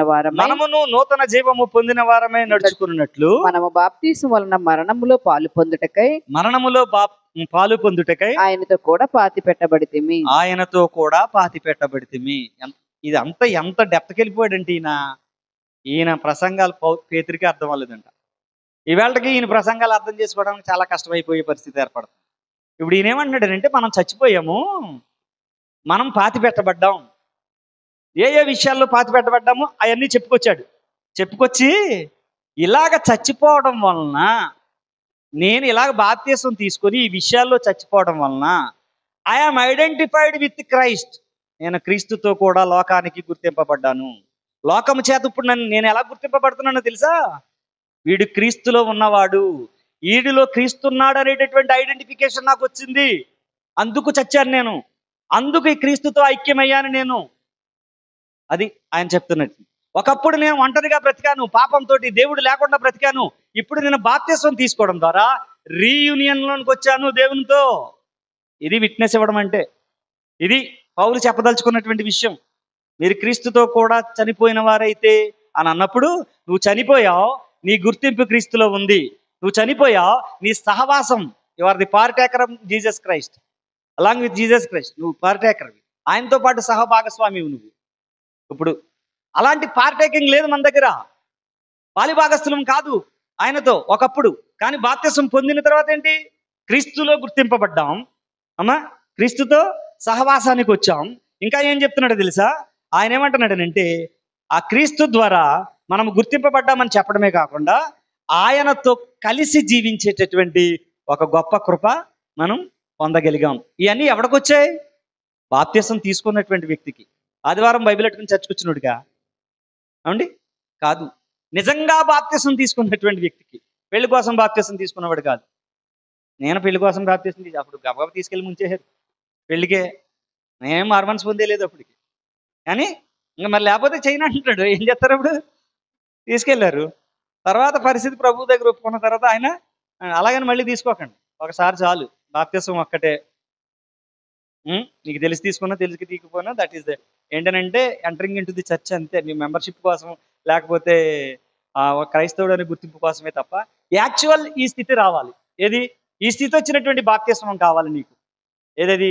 క్రీస్తుతో కూడా గుర్తింపబడేటటువంటి జీవితం, క్రీస్తుతో పాలుభాగస్థుడైనటువంటి ఆ యొక్క అనుభవం, క్రీస్తులో నీవు ఉంచబడినటువంటి ఆ యొక్క సహవాసం, రీయూనియన్ అయినటువంటి పరిస్థితి, కలిసి జీవించే పరిస్థితి, ఇవి ఉండాలి. ఇవి ఉంటే అప్పుడు ఏమంటాడనంటే, అలాంటి వ్యక్తిని యేసుప్రభు నాతో పాటు చచ్చినోడీడు అని గుర్తిస్తాడు. లేకుంటే ఇవన్నీ వదిలేసుకుని అప్పుడు బాప్తిసం తీసుకున్న వాడిని అప్పుడు యేసయ్య అంటాడు, ఈడు నాతో కూడా చనిపోయినటువంటి వాడు. అది అర్థమైంది కదండి. ఇంక నేను ఎక్కువ చెప్పాల్సినటువంటి అవసరం లేదు. ఈ నీతి రావాలి. ఈ నీతి వస్తేనే శాస్త్రుల నీతి కంటే, పరిచర్య నీతి కంటే మీ నీతి అధికము కాని ఎడల మీరు పరలోక రాజ్యము చేరరు అని క్రీస్తు యేసయ్య చాలా క్లారిటీ ఇవ్వడంలో కలిగినటువంటి అర్థం అది. ముందు మీరు నాతో పాతి పెట్టబడండి. ఏ ఏ విషయాలు పాతి పెట్టబడాలో చెప్పాను. నీ సెల్ఫ్ చావాలి, చెప్పాను కదా. నీ ప్రైడ్ చావాలి, గర్వం చావాలి, నీ సిన్ చావాలి ప్రాముఖ్యంగా. ఇవన్నీ ఒకదానంగా మనం యాడ్ చేసుకుంటా పోతే పెద్ద చాంతాడంత లిస్ట్ ఉంటుంది. ఇవన్నీ చావాలి యేసు ప్రభుతో పాటుగా. రెండవది చూడండి, ఆయన ఏమంటున్నాడు. ఇది మొదటి పొజిషన్, చచ్చిపోయినటువంటి స్థితి. రెండవ పొజిషన్ చెప్తున్నాడు చూడండి. కాబట్టి తండ్రి మహిమ వలన క్రీస్తు మృతులలో నుండి ఎలాగూ లేపబడినో అలాగే మనమును నూతన జీవం పొందిన వారమై నడుచుకున్నట్లు. మనమును, ఆ మాట అండర్లైన్ చేసుకుంటే మంచిది, నూతన జీవము పొందిన వారమై నడుచుకున్నట్లు. మనము బాప్తిస్మము వలన మరణములో పాలు పొందుటకై ఆయనతో కూడా పాతి పెట్టబడితిమి, మరియు ఆయన మరణము యొక్క సాదృశ్యమందు ఆయనతో ఐక్యము గలవారమైన ఎడల ఆయన పునరుత్థానం యొక్క సాదృశ్యమందును. అంటే ఆయన డెత్ కొన్ని ఇండికేషన్స్ చూపించింది లోకానికి, కొన్ని సాదృశ్యాలు చూపించింది. ఆయన రిజరక్షన్ కూడా కొన్ని సాదృశ్యాలు చూపించిందంట. అది పౌలు చెప్తున్నాడు. ఆయన పునరుద్ధానమందును సాదృశ్యమందును ఆయనతో ఐక్యము గలవారమై ఉందుము అనేటటువంటి మాట చెప్పాడు పౌలు. ఇప్పుడు చచ్చిపోయినటువంటి మనం తిరిగి, యేసుప్రభు చచ్చిపోయి అలాగే ఉన్నాడా, లేచాడా? లేచాడనే కదా మన విశ్వాసం. యేసుప్రభు లేకపోతే యేసుప్రభు నమ్మాల్సిన అవసరం లేదు, అందరిలాగా చచ్చిపోయాడు అంతే. అర్థమైందండి. యేసుప్రభు మరణానికి, సిలువకు, గుడ్ ఫ్రైడేకి విలువ తెచ్చింది ఏంటో తెలుసా? ఈస్టరే లేకపోతే గుడ్ ఫ్రైడే అనవసరం, వేస్ట్. మీరు 7 మాటలు కాదు 77 మాటలు చెప్పుకున్నా గుడ్ ఫ్రైడే రోజుని అవి వేస్ట్ అవును. ఎందుకో తెలుసా? పునరుద్ధానం లేకపోతే ఆయన కూడా అందరిలాగా చచ్చిపోయినటువంటి ఒక వ్యక్తే. పునరుద్ధానం ఉంది కాబట్టి ఆ డెత్కి ఏమొచ్చింది? విలువ వచ్చింది.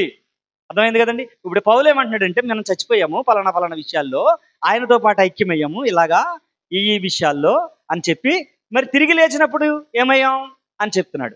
దోక్స అనేటటువంటి పదాన్ని ఉపయోగిస్తాడు గ్రీక్ భాషలో. దాని అర్థం ఏంటనంటే all the excellence of God అనేటటువంటి మాట యూజ్ చేశాడు. All the excellence of God అనేటటువంటి, అంటే తిరిగి లేవడం ద్వారా all the excellence of God ఏమవుతుంది? ఇప్పుడు మనం కూడా ఆ రీతిలోనికి వస్తున్నాం అనంటే ఎలాగంట అది కూడా చెప్పుకొచ్చాడు. ఆమ్నిపోటెన్స్ అనేటటువంటి పదాన్ని ఉపయోగించాడు. దాని అర్థం ఏంటి? All power. యేసుక్రీస్తు తిరిగి లేవడం ద్వారా ఏమొచ్చిందంట? భూమి మీదను పరలోకమందును ఏమమ్మా అంతకుముందు ఏం లేదనమాట. చచ్చిపోయి తిరిగి లేచిన తర్వాత తను పరలోకం వెళ్ళిపోయి ముందు చెప్తున్నటువంటి మాట ఇది యేసయ్య. అంటే అంతకుముందు ఏమి లేదు, తీర్పు తీర్చుటకు నేను ఇక్కడికి రాలేదు అంటే ఆ అధికారం ఆయనకి లేనట్టే కదా, మరి ఒప్పుకోవాలి కదా మనం. ఎప్పుడు వచ్చింది? చనిపోయి తిరిగి లేచిన తర్వాత, రిజరక్షన్ వచ్చిన తర్వాత ఈయన అంటాడు, నాకు సర్వాధికారం ఇవ్వబడి ఉన్నది, all power is with me, నాలో ఉంది. మరి చచ్చిపోయి మనం కూడా తిరిగి లేస్తే ఆయనలో ఇప్పుడేమవుతుంది సునీల్? మనం అసలు ఎంత పోగొట్టుకుంటున్నాం అర్థమవుతుందా మనకి? 1000 ఏళ్ళు పరిపాలన చేస్తాం. 1000 ఏళ్ళు పరిపాలన చేసేటప్పుడు కనీసం అక్కడ తహసీల్దార్ గాను, ఒక ఎంపీడీఓ గాను, అట్లీస్ట్ ఓ జూనియర్ అసిస్టెంట్ గాను పరిపాలన చేసేటప్పుడు అక్కడ రూలింగ్ ఉండదు అనుకుంటున్నారు. 1000 ఏళ్ళు పరిపాలన చేస్తాం. 1000 ఏళ్ళు ఇళ్ళలో యేసు రాజ్యమేలునో, మనమందరము అలాగ కూర్చుని చూస్తూ ఉందాము అంటామా? ఏమని చెప్పాడు అక్కడ పాటలో? మనం కూడా ఆయనతో పాటు పరిపాలన చేస్తామని చెప్పాడు. ఇప్పుడు చెప్తున్నాడు all power is in Jesus Christ. All power ఆయనకు ఉన్నప్పుడు ఎప్పుడు వచ్చింది ఆ పవరు? తిరిగి లేచిన తర్వాత. మరి మనం చచ్చిపోయి తిరిగి లేస్తే చెప్పండి ఇంకేమొస్తుందో? అంతేనా? ఎందుకు లేవాలి అని అంటే, ఎందుకు చచ్చాం? పాపం విషయమై. యేసుప్రభు ఎందుకు చచ్చిపోయాడు? అందుకు చచ్చిపోయాం. ఇప్పుడు ఆయన ఎందుకు లేచాడు? పవర్ అంతా ఆయన చేతికి వచ్చింది. ఇప్పుడు మనకేమొస్తుంది? ఆయన వెళ్ళిపోతూ ఆయన బతికుండగా చెప్పిన మాట ఏంటో తెలుసండి? నాయందు విశ్వాసం ఉంచువాడు నాకంటే గొప్ప కార్యాలు చేస్తాడు. ఆయన ముట్టుకుంటే జ్వరం విడిచిపెట్టిందేమో, అంతేనా? కర్చీఫ్ తగిలితే స్వస్థత వచ్చింది. మంచం మీద నీడ పడితే ఏం మరి చెప్పిన మాట కరెక్టేనా? మరి ఇప్పుడు మన దగ్గర ఎందుకు లేదు? ఇప్పుడు మన దగ్గర ఎందుకు లేదు ఆ పవరు? అంటే మనం నిజంగా సావలేదని అర్థం. పాపం విషయమే నిజంగా చచ్చిపోతే ఇలాంటి మిరకిల్స్ జరుగుతాయి కదండి. సరే, ఆఫ్ కోర్స్ అది బిగినింగ్ డేస్ కాబట్టి యూటిలైజ్ అంటే దాన్ని ప్రాపగేట్ చేసుకోవడం కోసం, అది సువార్త ఇంకా వేగవంతం అవడం కోసం అక్కడ అద్భుతాలు సూచక్రియలు చేసి ఉండొచ్చు. ఇప్పుడు 66 పుస్తకాల బైబిల్ మన చేతికి వచ్చిన తర్వాత వాటి యొక్క అవసరత మనకి లేదు. వాటి మీద డిపెండ్ అవ్వాల్సినటువంటి అవసరత కూడా అంతకంటే ఏమీ లేదు. సరే, మొదటిది ఏంటంటే ఆయనకి పవర్ ఉంది అనేటటువంటి సంగతి. రెండవది ఏంటంటే ఆమ్నిసైన్స్ అంటాడు. అంటే దాని అర్థం ఏంటంటే ఆల్ నాలెడ్జ్.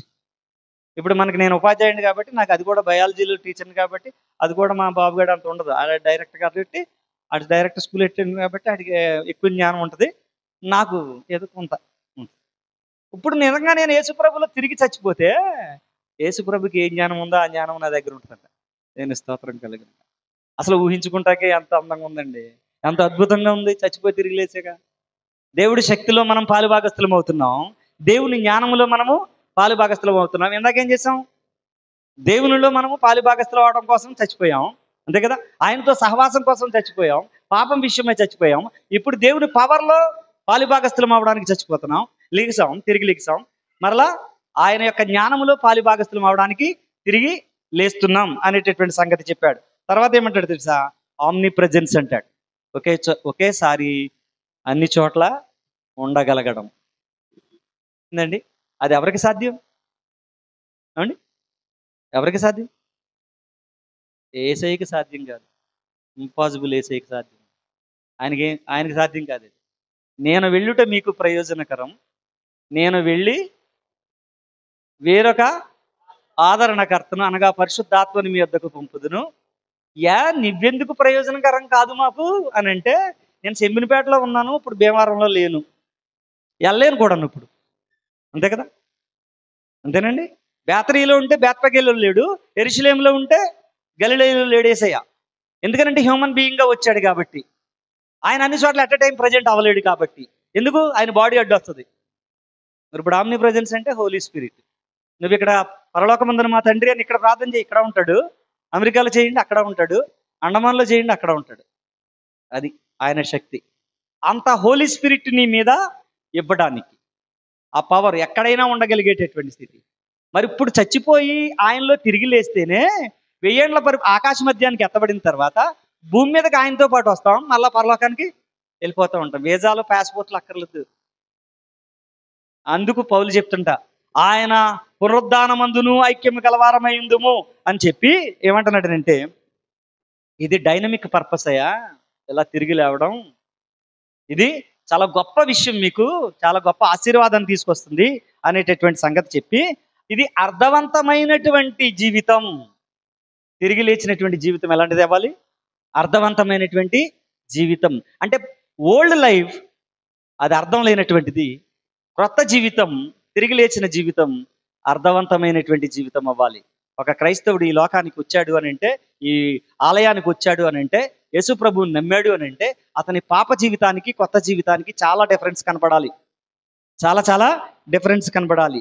కాబట్టి ఇప్పుడు ఏమవుతుందని అంటే, అతను తన జీవితంలో, తన లైఫ్లో అతను క్రొత్త జీవము, ఆయన చెప్తున్నాడు, నూతన జీవము పొందిన వారమై. ఏం పొందుతామంటే ఇప్పుడు నూతన జీవము. ఇప్పుడు చెప్పండి, యేసుప్రభు మళ్ళీ చచ్చిపోతాడమ్మా? అమ్మ చెప్పండి, యేసుప్రభు మళ్ళీ చచ్చిపోతాడా? తిరిగి లేచిన యేసుప్రభు మళ్ళీ చచ్చిపోతాడా? నువ్వు నేను తిరిగి లేస్తే మళ్ళీ చచ్చిపోతామా? చెప్పాలి. అవునండి, సావం కదా, సావం కదా, ఒప్పుకుంటారా? ఆయన చచ్చిపోతే మనం చచ్చిపోతాం అంతే. ఇప్పుడు మనం ఆయనలోనికి చనిపోయి బాప్తిస్మం ద్వారా ఆయన ఆ సాదృశ్యాన్ని చూపిస్తుంటే, మరి ఆయనలో దాకా తిరిగి లేవగలిగితే, ఆయనలో తిరిగి లేవగలిగితే ఆయన ఎప్పటికీ చావడు, మనమేమవ్వం. ఇక్కడ చస్తే చావచ్చేమో కానీ ఎవర్ లాస్టింగ్ లైఫ్ మాత్రం పోగొట్టుకోం. ఎప్పటికీ చావనటువంటి జీవితాన్ని మనం కలిగి జీవిస్తాం. ఇది గ్లోరియస్ హోప్ అండి. ఇది అద్భుతమైనటువంటి నిరీక్షణ. అది నాకు ఇస్తానికి ప్రభు ఏం చేశాడంటే కలవరి శిలువలో ఆయన దరిద్రుడిగా వేలాడాడు. ఆయన దిక్కులేని వాడిగా నీ కోసం నా కోసం ఆ చావు అనుభవించాడు. కానీ తిరిగి లేచి నీకేమివ్వడానికి ఇష్టపడుతున్నాడు తెలుసా? నూతన జీవము ఇవ్వడానికి. నూతన హృదయం మీకు ఇచ్చేదని యెహెజ్కేలు అంటున్నాడు. లేదని తెలిసి పాత హృదయం వల్ల ప్రయోజనం లేదు, అది ఉంటే మీకు ఏమీ ఉపయోగం ఉండదని చెప్పి మీకు నూతన హృదయం ఇస్తాను అన్నాడు. ఎవడైనా నువ్వు క్రీస్తునందున్న ఎడల వాడు నూతన సృష్టి. మొత్తం సృష్టి మారిపోతుంది, క్రియేషన్ మారుతుంది నీకోసం. ఎప్పుడు? తిరిగి లేచినటువంటి అనుభవంలో యేసుక్రీస్తుతో ఉండగలిగితే. అలాంటి నూతన జీవం పొందడానికి మీరు తిరిగి లేచారు అనేటటువంటి మాట చెప్తూ, మీరు ఆ నూతనమైనటువంటి సెల్ఫ్ ఉండాలి. అంటే ఇంతవరకు దేనికోసం బ్రతికాం? ఇంతకాలం దేనికోసం బ్రతికామంటారు అమ్మా? మన కోసం మనం బ్రతికాం. ఎవరి కోసం కదా? మన కోసం మనం బ్రతికాం. ఇప్పుడు యేసయ్య ఆయన మేలు చేయుచు సంచరించుచు అందరికీ ఉపకారము. అది ఒక క్రైస్తవుడు చచ్చిపోయి తిరిగి లేచిన తర్వాత, అంటే బాప్తిసం తీసుకుని తిరిగి లేచిన తర్వాత ఆడు బ్రతికి ఎలాగ ఉపయోగపడాలని అంటే అందరికీ ఉపయోగపడాలి, మేలు చేసుకుంటూ సంచరించగలగాలి. అది యేసయ్యలో నూతన జీవాన్ని చూపించడం. ఆయన ఏమంటున్నాడు చూడండి, ఇప్పుడు మనం తిరిగి లేచినటువంటి ఆ పరిస్థితి ఖచ్చితంగా క్రీస్తుని మనము లోకానికి చూపించేటటువంటి పరిస్థితి. ఆయన తిరిగి లేచాడు ఒక క్రొత్త జీవము కొరకు. ఆయన తిరిగి లేచాడు ఎప్పుడూ దేవునితో ఉండడానికి. మనం తిరిగి లేస్తున్నాం బాప్తిసం ద్వారా. దేనికో తెలుసా? ఇలా ముంచి లేపుతారు కదా, తండ్రి యొక్క కుమారుని యొక్క పరిశుద్ధాత్మ యొక్క నామమున అని చెప్పి ఇలా ముంచి మళ్ళీ ఇలా లేపుతారు. అంటే డెడ్ బాడీని ఎలా పడుకోబెట్టామో అలా పడుకోబెట్టి మళ్ళీ ఇమీడియట్గా లేపుతారు. దాని అర్థం ఏంటి? యేసయ్య లెగిశాడు కొత్త జీవము, నూతన జీవముతో. యేసయ్య లెగిశాడు ఫరెవర్ తండ్రితో ఉండడానికి. ఇప్పుడు మనం లేచాం నూతన జీవము కలిగి జీవించడానికి. మనము లేచాం ఎప్పటికీ దేవునితో ఉండేటటువంటి అనుభవం కోసం. అది నిత్య జీవము కొరకు అనే సంగతి గుర్తుపెట్టుకోవాలి. 2 పొజిషన్ చెప్పాను. మూడోది ఇప్పుడు చూడండి ఏమంటున్నాడంటే, ఆ బాప్తిస్మం ద్వారా ఓల్డ్ లైఫ్ ఓల్డ్ సిన్ పాతి పెట్టబడింది. పొజిషన్ నెంబర్ 3 అది చూసుకుంటే అదేమైందనంటే క్రీస్తుతో కూడా సిలువ వేయబడింది. అది క్రీస్తుతో కూడా సిలువ వేయబడింది. అది నీ అహంకారమా, గర్వమా, కోపమా, స్వార్థమా ఏమైనా కానీ అవన్నీ ఏమైనాయంట సిలువ వేయబడ్డాయి. సిలువ వేసినప్పుడు యేసయ్యకి ఆనందంగా అనిపించిందా, బాధ అనిపించింది అంటారు? కొరడాలతో కొడుతుంటే అబ్బా ఇంకా కొట్టండి అన్నాడా? ముళ్ళ కిరీటం పెడుతుంటే ఆనందపడ్డా? శ్రమే, బాధే, కష్టమే. బాప్తిస్మపు అనుభవంలోనికి వచ్చిన ప్రతి ఒక్కడికి కూడా ఈ కష్టం, ఈ బాధ, ఈ పెయిన్ ఉండాలి. ఈ పెయిన్ ఉండాలి. లోకంలో జీవిస్తున్నామంటే హ్యాపీగా నడిచేస్తుంది నీ జీవితం అని అంటే నువ్వు క్రీస్తు విషయమై ఏ విధమైనటువంటి బ్లేమ్ లేకుండా బతికేస్తున్నావు అని అర్థం. మిమ్మల్ని ఎవడైనా క్రీస్తు నిమిత్తం ఒక మాట అంటే మనం డ్యాన్స్ వేసేయచ్చు, అసలు ఏం పర్వాలేదు. ఎందుకనంటే అబ్బా నేను ఈ మాట అనిపించుకున్నది నా కోసం కాదు, ఎవరి కోసం? నేను నమ్మిన నా దేవుడి కోసం. అర్థమైందమ్మా? ఇది నా పొజిషన్. నా పాపపు స్థితి చచ్చింది కాబట్టి ఏమంటున్నా నేను మాట్లాడతలేదు. అదే నా పాపపు స్థితి నాలో ఉంటే నేను కూడా ఏమవుదును? తిరిగి రియాక్ట్ అవుదును. నా పాపపు జీవితం, నా పాపం, పాత జీవితం రెండూ కూడా క్రీస్తుతో పాతి పెట్టబడ్డాయి. ఇది పొజిషన్ నెంబర్ 3 చూసుకుంటే మొత్తంగా చెప్పాలనంటే ఏమండి, ప్యాకేజీలు ఇస్తాడు కదా, 1300 అయితే మీకు blood test free, liver, cholesterol, ఇవన్నీ కూడా 800కే చేయబడు. యాక్చువల్గా దాన్ని రేట్ వేస్తాడు. దీనికి హోల్ ప్యాకేజ్ ఇస్తాను అని అన్నాడంట. ఏమన్నాడండి? Whole package. యేసు ప్రభువులు ఏ ప్యాకేజ్ అయితే ఉందో ఆ ప్యాకేజ్ మొత్తం నీకు ఇస్తాను అన్నాడు. ఎవడో నాలంటి హోటల్కి వెళ్ళాడండి. హోటల్కి వెళ్ళి ఏం ఆర్డర్ చేస్తే ఇస్తారు కదా, అది కొంచెం పప్పట్టు రండి అన్నాడు. కొంచెం పప్పట్టుకు ఇచ్చాడు. తర్వాత ఓ ఫ్రై పెట్టరండి అన్నాడు, రసం పెట్టరండి అన్నాడు, ఒక అప్పడం పెట్టరండి అన్నాడు. అలా ఒకటి చెప్తున్నాడు. రైస్ కూడా చెప్పుకున్నాడు. వెయిటర్ అన్నాడంటే ఇచ్చినాడు, సరే బాబు ఇవన్నీ ఒకటి ఆర్డర్ చేసే బదులు ఓ ప్లేట్ మీల్స్ పెట్టరమ్మంటే ఇవన్నీ కలిపి పట్టుకొచ్చేది కదరా నీక, ఒకటి ఎందుకు ఆర్డర్ చేసావు అని. ప్రభా నా బీపీ తీసే, నా షుగర్ తీసే, నాకు నొప్పులు తీసే, అవి తీసేయి అని ఒకటి ప్యాకేజీలు అడగండి. ఏసయ్య నువ్వు వచ్చి నాలో ఉండు, అని హోల్ ప్యాకేజ్ అడగండి. నువ్వు వచ్చి నాలో ఉండి సరిపోద్ది, అప్పుడు ఆయన వస్తే ఏమవుతుంది? మొత్తం వచ్చి కూర్చుంటాయి. అవునా? అంతేనంటారా కాదంటారా అమ్మా? అంతేనా? ఒకటి అడుగుదామా, మొత్తం ఏసైనా అడుగుదామా? ఇప్పుడు ఏసఐ నుంచి దీవెనలో ఏటీఎం లాగా వెళ్ళి ఇలా తీసుకుని మళ్ళీ వచ్చేసి మళ్ళీ పిన్ను కొట్టి మళ్ళీ తీసి మనకు బాధ వచ్చినప్పుడు, అంతేనా? 91 కీర్తన ఏం చెప్పాడు? మహోన్నతుని చాటున నివసించేవాడే సర్వశక్తిని నీడను విశ్రమించేవాడు. బాధ వచ్చినప్పుడు ఇలాగ వేసిపోయే దగ్గరికి క్షమించు మళ్ళీ బయటకు వచ్చేసి, అది కాదు. డ్వెల్లింగ్ ఇన్ క్రైస్ట్ అంటే ఫర్ ఎవర్ ఉండాలి. నువ్వు మారు మనసు పొందిన కాడి నుంచి, బాప్తిసం పొందిన కాడి నుంచి చచ్చేదాకా ఆయనలో ఉన్నవాడు, అది మహోన్నతుని చాటున నివసించిన వాడు. అర్థమవుతుంది కదమ్మా? ఈ పాత జీవితం పాతి పెట్టబడింది. ఇంకా ఎలాంటి ప్రలోభాలు వచ్చినా మరలా పాత జీవితానికి వెళ్ళకోకుండా నీ జీవితము ప్రభువు కొరకు ఉండగలగాలి. అలాంటి నీతి కలిగితే పరలోక రాజ్యం మందవుద్ది అనేటటువంటి సంగతి గుర్తుపెట్టుకోండి. అప్పుడు ఏమంటామనంటే, ఆయన చనిపోయినటువంటి యేసుక్రీస్తు ఇంకా ఆయనకి ఏమి లేదంట, పాపం ఆయన మీద అధికారము లేదని. ఈవేళ బాప్తిసం పొందిన అనేక మంది మీద ఇంకా పాపం ఏలుబడి చేస్తుందంటే వీళ్ళ నిజంగా సావలేదండి. అర్థమవుతుంది కదండి? ఇంకా అర్థమైందా, అర్థం అవ్వలేదా? అది ఏమైతే ఎప్పుడైతే దాన్ని తిరస్కరించలేకపోయామో, ఎప్పుడైతే దాన్ని అడ్డుకోలేకపోయామో ఏమవుతుంది అంటే అది దెయ్యాల విశ్వాసం అవుతుంది. క్షమించండి ఈ మాట అంటున్నాను. అది ఏ విశ్వాసం? దెయ్యాల విశ్వాసం. యేసుప్రభు ఉన్నాడని దెయ్యాలకి తెలిసే తెలీదా? మనకి తెలుసు అండి. మనం మాట్లాడతాం యేసుప్రభుతో ప్రార్థన ద్వారా. దెయ్యాలు మాట్లాడే లేదా? సర్వోన్నతుడు వినండి, యేసు దేవుని కుమారుడా, కాలం రాకమునిపై మమ్మల్ని ఎందుకు బాధించడానికి వచ్చావు అని అన్నాయి. మాట్లాడే. మరి వాళ్ళకి మనకి పెద్ద తేడా ఏమీ లేదు. యాకోబు పత్రికలు ఏమన్నాడు తెలుసా? దెయ్యములు కూడా నమ్మి ఇలాగన్నాయంట. మనకేం లేదు ఇప్పుడు, మూడోది లేదు. ఆటలకు ఉంది భయం.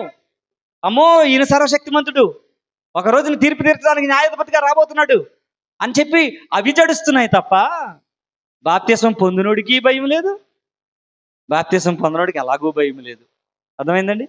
పాత జీవితం చావకపోతే వచ్చేటటువంటి ప్రమాదం ఇది, గుర్తుపెట్టుకోండి. ఆ మాట చెప్పుకుంటూ వచ్చి, చచ్చాము అని అంటే దాని అర్థం ఏంటో తెలుసా? ఫ్రీడ్ ఫ్రమ్ ఆల్ సిన్స్ అని. అంటే అన్ని పాపాల నుండి విడుదల పొందాము అని అర్థం. బాప్తిసం తీసుకున్నాడు అని అంటే అది పౌలు చెప్తున్నాడు.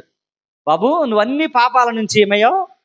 విడుదల పొందావు. మొదటిది ఆయనతో పాతి పెట్టబడ్డాం, రెండవది ఆయనతో తిరిగి లేచాం, మూడవది మన పాత జీవితానికి క్రొత్త జీవితానికి మధ్య తేడాను చూపించాం. లాస్ట్ పొజిషన్ ఏంటనంటే అదేం చెప్తున్నాడనంటే హోప్, నిరీక్షణ. ఏంటంట? నిరీక్షణ. చూడండి ఏమంటున్నాడు, 8వ వచనం. మనము క్రీస్తుతో కూడా చనిపోయిన ఎడల మృతులలో నుండి లేచిన క్రీస్తు ఇకను చనిపోడనియు మరణమునకు ఇకను ఆయన మీద ప్రభుత్వము లేదని ఎరిగి ఆయనతో కూడా జీవించుదామని నమ్ముచున్నాము. ఎలయనగా ఆయన చనిపోవుట చూడగా పాపం విషయమై ఒక్కమారే చనిపోయిన గాని ఆయన జీవించుట చూడగా దేవుని విషయమై జీవించుచున్నాడు. అటువలే చాలు. తర్వాత మనల్ని అప్లై చేసుకోమన్నాడు. అది తర్వాత అప్లికేషన్ పార్ట్ 11వ వచనం, మీకు మీరు అప్లికేషన్ చేసుకోండి మీ లైఫ్లకి అని పౌలు చెప్పాడు. ఇప్పుడు ఏం చెప్తున్నాడు తెలుసా? నూతన జీవం చెప్తూ యేసుప్రభు ఒక్కసారే చచ్చిపోయాడు. నువ్వు పదే రిపీటెడ్ సిన్ చెయ్యొద్దు. ఒకే పాపాన్ని మళ్ళా చేయొద్దు. పాపం చేశానని తెలిసిన తర్వాత వచ్చి, ప్రభా నన్ను క్షమించు ప్రభా, నేను పాపం చేసేసాను ప్రభా, నన్ను క్షమించు ప్రభా, నేను పాపిని ప్రభా, నేను అయోగ్యుడిని ప్రభా, అల్పురాలను ప్రభా, ఆమేన్ అనేసి మళ్ళీ అదే పాపం చేయొద్దు. ఒక్కసారి పాపం విషయమే చచ్చిపోయాడు. మీరు కూడా సంస్వరాలంతే. ఒక పాపం నీలోంచి చచ్చింది అని అంటే ఇంకా మళ్ళీ అది ఎప్పటికీ మళ్ళీ తిరిగి లేవడానికి వీల్లేదు. ప్రాచీన పాప స్వభావం లోపల ఉంటుంది, దాని ఇంకా మళ్ళీ తన ప్రభావం చూపించేటటువంటి ఛాన్స్ మనము ఇవ్వకూడదు. అదే చెప్తున్నాడు. యేసయ్య ఒక్కసారి చచ్చిపోయాడయ్యా పాపం విషయమే, మీరెందుకు దినదినమో చచ్చిపోతాక చూస్తున్నారు? పాపాలను ఒప్పుకోండి, పాపాల విషయమే చనిపోయిన స్థితిలో నిశ్చయత కలిగి ఉండండి, నిరీక్షణ కలిగి జీవించండి. ఎందుకు అని అంటే ఆయన అంటున్నాడు, ఆయన మరణాన్ని ఏం చేశాడు అమ్మా? జయించాడు. మరణాన్ని ఏం చేశాడు? జయించాడు. ఇప్పుడు మన పొజిషన్ ఏంటి? మనం దేన్ని జయించాం? బాప్తిసం తీసుకుని పైకి లేచిన తర్వాత మరణాన్ని జయించాం. ఇదేం చేసాం? వి కాంకర్డ్ ది డెత్. అది అందులోనికి రావాలి, ఆ యొక్క విశ్వాసంలోనికి రావాలి. నా ప్రభువు మరణాన్ని జయించాడు, మరణం ఇక మీద ఆయన మీద ప్రభుత్వం చెయ్యదు. పాపం ఆయన ఒకసారి చచ్చిపోయాడు, పాపానికి ఆయన మీద ప్రభుత్వం లేదు. ఆయన మీద ప్రభుత్వం లేని పాపం, ఆయన మీద ప్రభుత్వం లేని మరణం నన్నేం చేయగలదు? అలా ఉండగలిగితే అది నిజమైనటువంటి క్రీస్తులో ఉన్నటువంటి ఆ స్థితి. అదే సేమ్ స్టేట్లో మనం కూడా ఉన్నాం, అదే సేమ్ స్టేట్, అదే సేమ్ పరిస్థితి. అలా ఉండగలిగితే శాస్త్రుల నీతి కంటేను పరిసయ్యుల నీతి కంటేను మీ నీతి అధికము కాని ఎడల మీరు పరలోక రాజ్యములోనికి ప్రవేశింపరు. శాస్త్రి నీళ్ళు అడిగితే, బాబు నీ నీతి ఏంటి అని అంటే, అమ్మ వ్యభిచారం చేస్తే పాపమండి. అలాగా? వ్యభిచారం చేస్తే పాపం ఎవరు చెప్పారు? ధర్మశాస్త్రంలో ప్రభు చెప్పాడు, అందుకని మేము వ్యభిచారం చేయమండి అస్సలా అంటాడు. అంటే వాళ్ళ ఉద్దేశం ఏంటో తెలుసా? స్త్రీ పురుషులు ఇరువురు కలయిక కలిస్తేనే వ్యభిచారం అని అనుకుంటున్నారు వాళ్ళు. అదే కృత నిబంధన క్రైస్తవుని అడిగితే, యేసుప్రభుని నమ్మినోడిని ఆడు అంటాడు, బాబు మీరు చేస్తేనే పాపం అని అనుకుంటున్నారు కలిస్తే ఫిజికల్గా, కానీ మేము అసలు కంటితో చూస్తేనే మోహపు చూపు పాపం అనుకుంటామయ్యా, ఎందుకంటే మేము క్రీస్తులో ఉన్న వాళ్ళం. అలాంటి ఆలోచన కూడా మా కంటి ద్వారా బ్రెయిన్కి పంపం. అది మా నీతి. అర్థమవుతుంది కదండి? మీరు మనిషిని చంపితేనే పాపం అనుకున్నారు, మేము కోప్పడితేనే పాపం అనుకుంటున్నాం. మేము అసలు ఒక వ్యక్తిని ద్వేషిస్తేనే పాపం అనుకుంటున్నాం. మీ నీతికి మా నీతికి చాలా తేడా ఉంది. బాబు ఇంత నీతి మీకు ఎలాగొచ్చేసింది? మాకంటే ధర్మశాస్త్రం ఉంది, నీతి ఫాలో అయ్యాం, మరి మీకు ఇంత నీతి ఎలాగొచ్చింది అని అడిగాడు అనుకోండి, మాకు యేసుక్రీస్తు ఉన్నాడయా, మా యేసుక్రీస్తు మాకు ఈ నీతి నేర్పించాడు. ఈ నీతి నేర్చుకుందామా? ఏమండి? పరలోక రాజ్యము భోజనమును పానమును కాదు కానీ, రోమపత్రికలు పౌలేం చెప్పాడు? పరలోక రాజ్యం అంటే ఏంటి అనుకున్నారు? తీయండి ఒకసారి, అది కూడా చూపించేసి ముగిస్తాను. రోమిలికి రాసినటువంటి పత్రిక 15వ అధ్యాయమా, చూడమ్మా.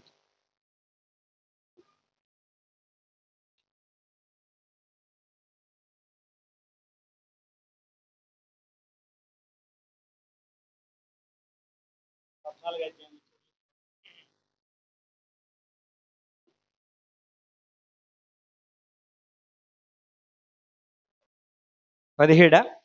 ఓకే. దేవుని రాజ్యము జాగ్రత్త చూడండి. భోజనమును పానమును కాదు గాని నీతియు సమాధానమును పరిశుద్ధాత్మయందలి ఆనందమునై ఉన్నది. పరలోక రాజ్యం అంటే ఏంటో డెఫినేషన్ ఇచ్చాడు పౌలు. ఏంటంటే అది పరలోక రాజ్యం అంటే భోతింటం కాదు, పానము కాదు, తాగేయడం కాదు, నీతియు సమాధానమును. నీతి ఇందాకేమన్నాడు? శాస్త్రుల నీతి అన్నాడు. వాళ్ళ నీతి ధర్మశాస్త్రం. మళ్ళీ ఇంకో నీతి చెప్తున్నాడు ఇక్కడ. నీతి అని అంటే ఇది యేసుక్రీస్తు మూలమైన నీతి. రెండోది ఏంటంట? సమాధానం. సమాధానం అంటే సమాధానం 3 రకాలుగా ఉంటుంది, అవసరం కాబట్టి చెప్తున్నా. మొదటిది రోమపత్రిక 5వ అధ్యాయం 1వ వచనంలో, తండ్రి అయినటువంటి దేవునితో సమాధానం కలిగి ఉండాలి యేసుక్రీస్తు ద్వారా. ఇది బేసిక్. ఒక పాపి తండ్రితో సమాధానం కలిగి ఉండాలి. రెండవది ఏమండి? నీ పక్కోడితో సఖ్యమైతే, రోమపత్రిక 11వ అధ్యాయంలో సఖ్యమైతే, ఇఫ్ ఇట్ ఈజ్ పాసిబుల్ అందరితోనూ సమాధానము కలిగి ఉండు అన్నాడు. అంటే నీ పక్కోడితో ఏమవ్వాలి? సమాధానము కలిగి ఉండాలి. నీకు బాగా ఇష్టమైన ఆవిడ వస్తే, ఆంటీ రా ఆంటీ, కూర్చో ఆంటీ, మంచినీళ్ళు తాగుతావా, బూస్ట్కి వెళ్ళిపోయావునా అంటావు. నీకు ఇష్టం లేని మనిషి వచ్చిందనుకో, తెగ తిప్పేసేసి కనీసం ఆ మనిషి యొక్క చూస్తానికే ఇష్టపడవు. ఇంకా నీకు సమాధానం ఏంటి? నేను యేసుప్రభుతో సమాధానం పడిపోయానండి, నా పాపాల విషయమే ఒప్పేసుకున్నానండి. ఏం ఒప్పేసుకున్నా? పక్కోడితో ఇక్కడ నీకు లేదు, సమాధానం లేదు. తండ్రి అయినటువంటి దేవునితో సమాధానం ఉండాలి, పక్క వాళ్ళతో సమాధానం ఉండాలి. తర్వాత మూడోది ఏంటో తెలుసా? సమస్త జ్ఞానమునకు మించిన దేవుని సమాధానము నీ హృదయంలో నీకు సమాధానం ఉండాలి. ఈ 3 ఉంటేనే పీస్ అనేటటువంటిది ఫుల్ఫిల్ అవుద్ది. యేసయ్య చెప్పింది ధర్మశాస్త్రపు నీతి కాదు, క్రియల మూలమైనటువంటి నీతి కాదు, విశ్వాస సంబంధమైన నీతి. అది నేను నన్ను కలిగి జీవించాలి. ఒకటి పరలోక రాజ్యం అంటే. రెండవది సమాధానం. నీ పాపానికి రికన్సిలేషన్ నేను చేశాను కాబట్టి, దానికి సమాధాన పరిచాను కాబట్టి నన్ను కలిగి జీవించు. రెండవది ఇతరులతో ఆ సమాధానాన్ని చూపించు. మూడవది నీ హృదయములో నీకు సమాధానం కలిగి జీవించు. మూడోది ఏం చెప్పాడు తెలుసా? నీతి, సమాధానము, పరిశుద్ధాత్మయందలి ఆనందము. మాస్టర్ అండి, మా అమ్మాయి కొనిచ్చింది కారు, కొత్త కారు మా అమ్మాయి కొనిచ్చింది. ఏం చేస్తుందండి మాస్టర్ మీ అమ్మాయి అంటే? సాఫ్ట్వేర్ ఇంజనీర్ అండి. టాప్ ప్యాకేజ్ తెలుసండి, చాలా కష్టపడి చదివింది రండి. మరి అంటే ఇప్పుడు ఈ ఆనందం అంతా ఎందులో ఎందులో ఎందులో చెప్పండి? వాళ్ళ అమ్మాయిలోను, వాళ్ళ అమ్మాయి సంపాదిస్తున్నటువంటి జీతంలోను. ఎక్కడైనా దేవుని కృప వలన మా అమ్మాయి ఈ స్థితికి ఎదిగిందండి, దేవుని కృప వలన మా అమ్మాయికి ఇంత జీతం వస్తుందండి, దేవుని కృప వలన మా అమ్మాయి నాకు కొనిచ్చిందండి అని అన్నాడా? అని అన్నారా ఎవడనే? ఎందుకంటే మాస్టర్ ఇల్లు కట్టాను చూసారా, ఎన్ని డిజైన్లు, ఎంత అయింది అనుకుంటున్నారు? 1,80,00,000 సుమారు అయిపోయిందండి. నీ దగ్గర డబ్బు ఉన్న బట్టి కట్టేసావా యెహోవా ఇల్లు కట్టించని ఎడలా? మరి ఎప్పుడైనా గుర్తొచ్చిందా దేవుని మహాకృపను బట్టి ఇది కట్టించానండి అని చెప్పి? అనయ్య ప్రార్థన చేయనయ్య, ప్రెగ్నెంట్ అనయ్య, 8th మంత్లోనే ఆపరేషన్ చేసేయాలంటున్నారు అనయ్య, బిడ్డ సరిగా ఎదగలేదంట, పెద్ద ప్రాణానికే ఇదంట అని అంటే, సరే అమ్మా ప్రార్థన చేస్తామంటే డెలివరీ అయిపోయిన తర్వాత 4 నెలలకి వెళ్తే, అనయ్య వీడి ముక్క అచ్చం అలా అమ్మమ్మదే, వీడి చేతులు అచ్చం వాళ్ళ తాతయ్యే, వీడి చెవులు అచ్చం నాయే, మరి వాళ్ళ ఆయన ఏమీ లేవు. అంటే ఎంతసేపు ఇందాకేమో అనయా 8వ నెల 7వ నెల ఆపరేషన్ చేసేయాలంటే చచ్చిపోతారంటే ప్రార్థన చేయన్నావా? కొన్ని ఇక్కడికి వచ్చాక ఏం చెప్పాలి? అనయా ఆ రోజున మీరందరూ ప్రభు పాదాలు పట్టుకున్న గురించి, ప్రభు నా ప్రాణాలు కాపాడి నా బిడ్డ కూడా సజీవంగా ఉండడానికి కృప చూపించాడు అన్నయ్య అంటే అది పరిశుద్ధాత్మ యందలి ఆనందం, అది దేవునిలో ఆనందించడం. ఇది లేదు ఇప్పుడు మనుషులకి. తమకున్నటువంటి ఆరోగ్యాన్ని బట్టి, తమకున్నటువంటి డబ్బును బట్టి, తమకున్న పలుకుబడిని బట్టి ఆనందించేస్తున్నారు తప్ప ఇది కాదు, అది పరలోక రాజ్యం కాదు అని చెప్తున్నాడు యేసయ్య. నువ్వు నిజంగా పరలోక రాజ్యం వెళ్ళాలని ఆశ ఉందా? నువ్వు ఖచ్చితంగా క్రీస్తుతో కూడా సిలువ వేయబడాలి, క్రీస్తుతో కూడా చనిపోవాలి, క్రీస్తుతో కూడా తిరిగి లేవాలి. ఈ పొజిషన్ నీ జీవితంలో ఎప్పుడూ గుర్తుపెట్టుకుంటేనే నువ్వు నీతిగా బ్రతకడానికి అవకాశం ఉంటుంది. నీ పాపం విషయమై చచ్చిపోయావు, నువ్వు మరలా తిరిగి లేచింది జీవం విషయమై లేచావు, దేవునితో తిరిగి ఉండడానికి లేచావు. కాబట్టి పాప జీవితాన్ని, ప్రాచీన పాప పురుషుడిని ఇంకా మరలా తిరిగి మన మీద ఏలుబడి చేయనివద్దు. తర్వాత మనకున్న గొప్ప నిరీక్షణ, యేసయ్య రాబోతూ ఉన్నాడు. ఆయన వచ్చినప్పుడు మనలందరినీ కూడా, మనలను ఈ లోకంలో అధికారులుగా నియమించబోతూ ఉన్నాడు. 1000 ఏండ్లు పరిపాలన మనం చేస్తాం, యుగయుగాలు ఆయనతో జీవిస్తాం. అంత గొప్ప రాజ్యాన్ని, అంత గొప్ప పరలోక రాజ్యాన్ని నీతి లేకపోతే, చిన్న కారణాలు, కోపం, అవన్నీ లిస్ట్ అంతా చదవండి మత్తయి సువార్త 5వ అధ్యాయం. ఏమండి, వీటి వల్ల పోగొట్టుకోవద్దు అని యేసుక్రీస్తు ప్రభువారు హెచ్చరిక చేశారు. మనందరికీ ఆశ ఉంది పరలోకం వెళ్ళాలని. అది ఆచరణలో క్రీస్తులోనికి మనము ఒకవేళ బాప్తిసం తీసుకున్నప్పుడు చనిపోకపోయినా, ఈవేళ విన్నప్పుడైనా మనము ప్రభులోనికి మన హృదయాన్ని మనం తీసుకెళ్ళి అప్పచెప్పి, ప్రభువా నాలో ఉన్న పాపం ఈరోజు నేను చనిపోతున్నాను నీ విషయమై, నన్ను నీ బిడ్డగా తిరిగి లేపు ప్రభువా. ఆ నూతన జీవితం లోకం చూడాలి, అది నన్ను గూర్చి కాదు, నిన్ను గూర్చి సాక్ష్యం ఇవ్వగలగాలి, నీ నామము మహిమపరచబడగలగాలి. అటువంటి కృప నాకు, నా కుటుంబానికి ఇయ్యి ప్రభువా అని అడగండి. అప్పుడు ప్రభు మనలను బట్టి ఆనందిస్తాడు. అట్టి కృప పరిశుద్ధాత్మ దేవుడు మనకు అందరికీ అనుగ్రహించును గాక. ఆమేన్.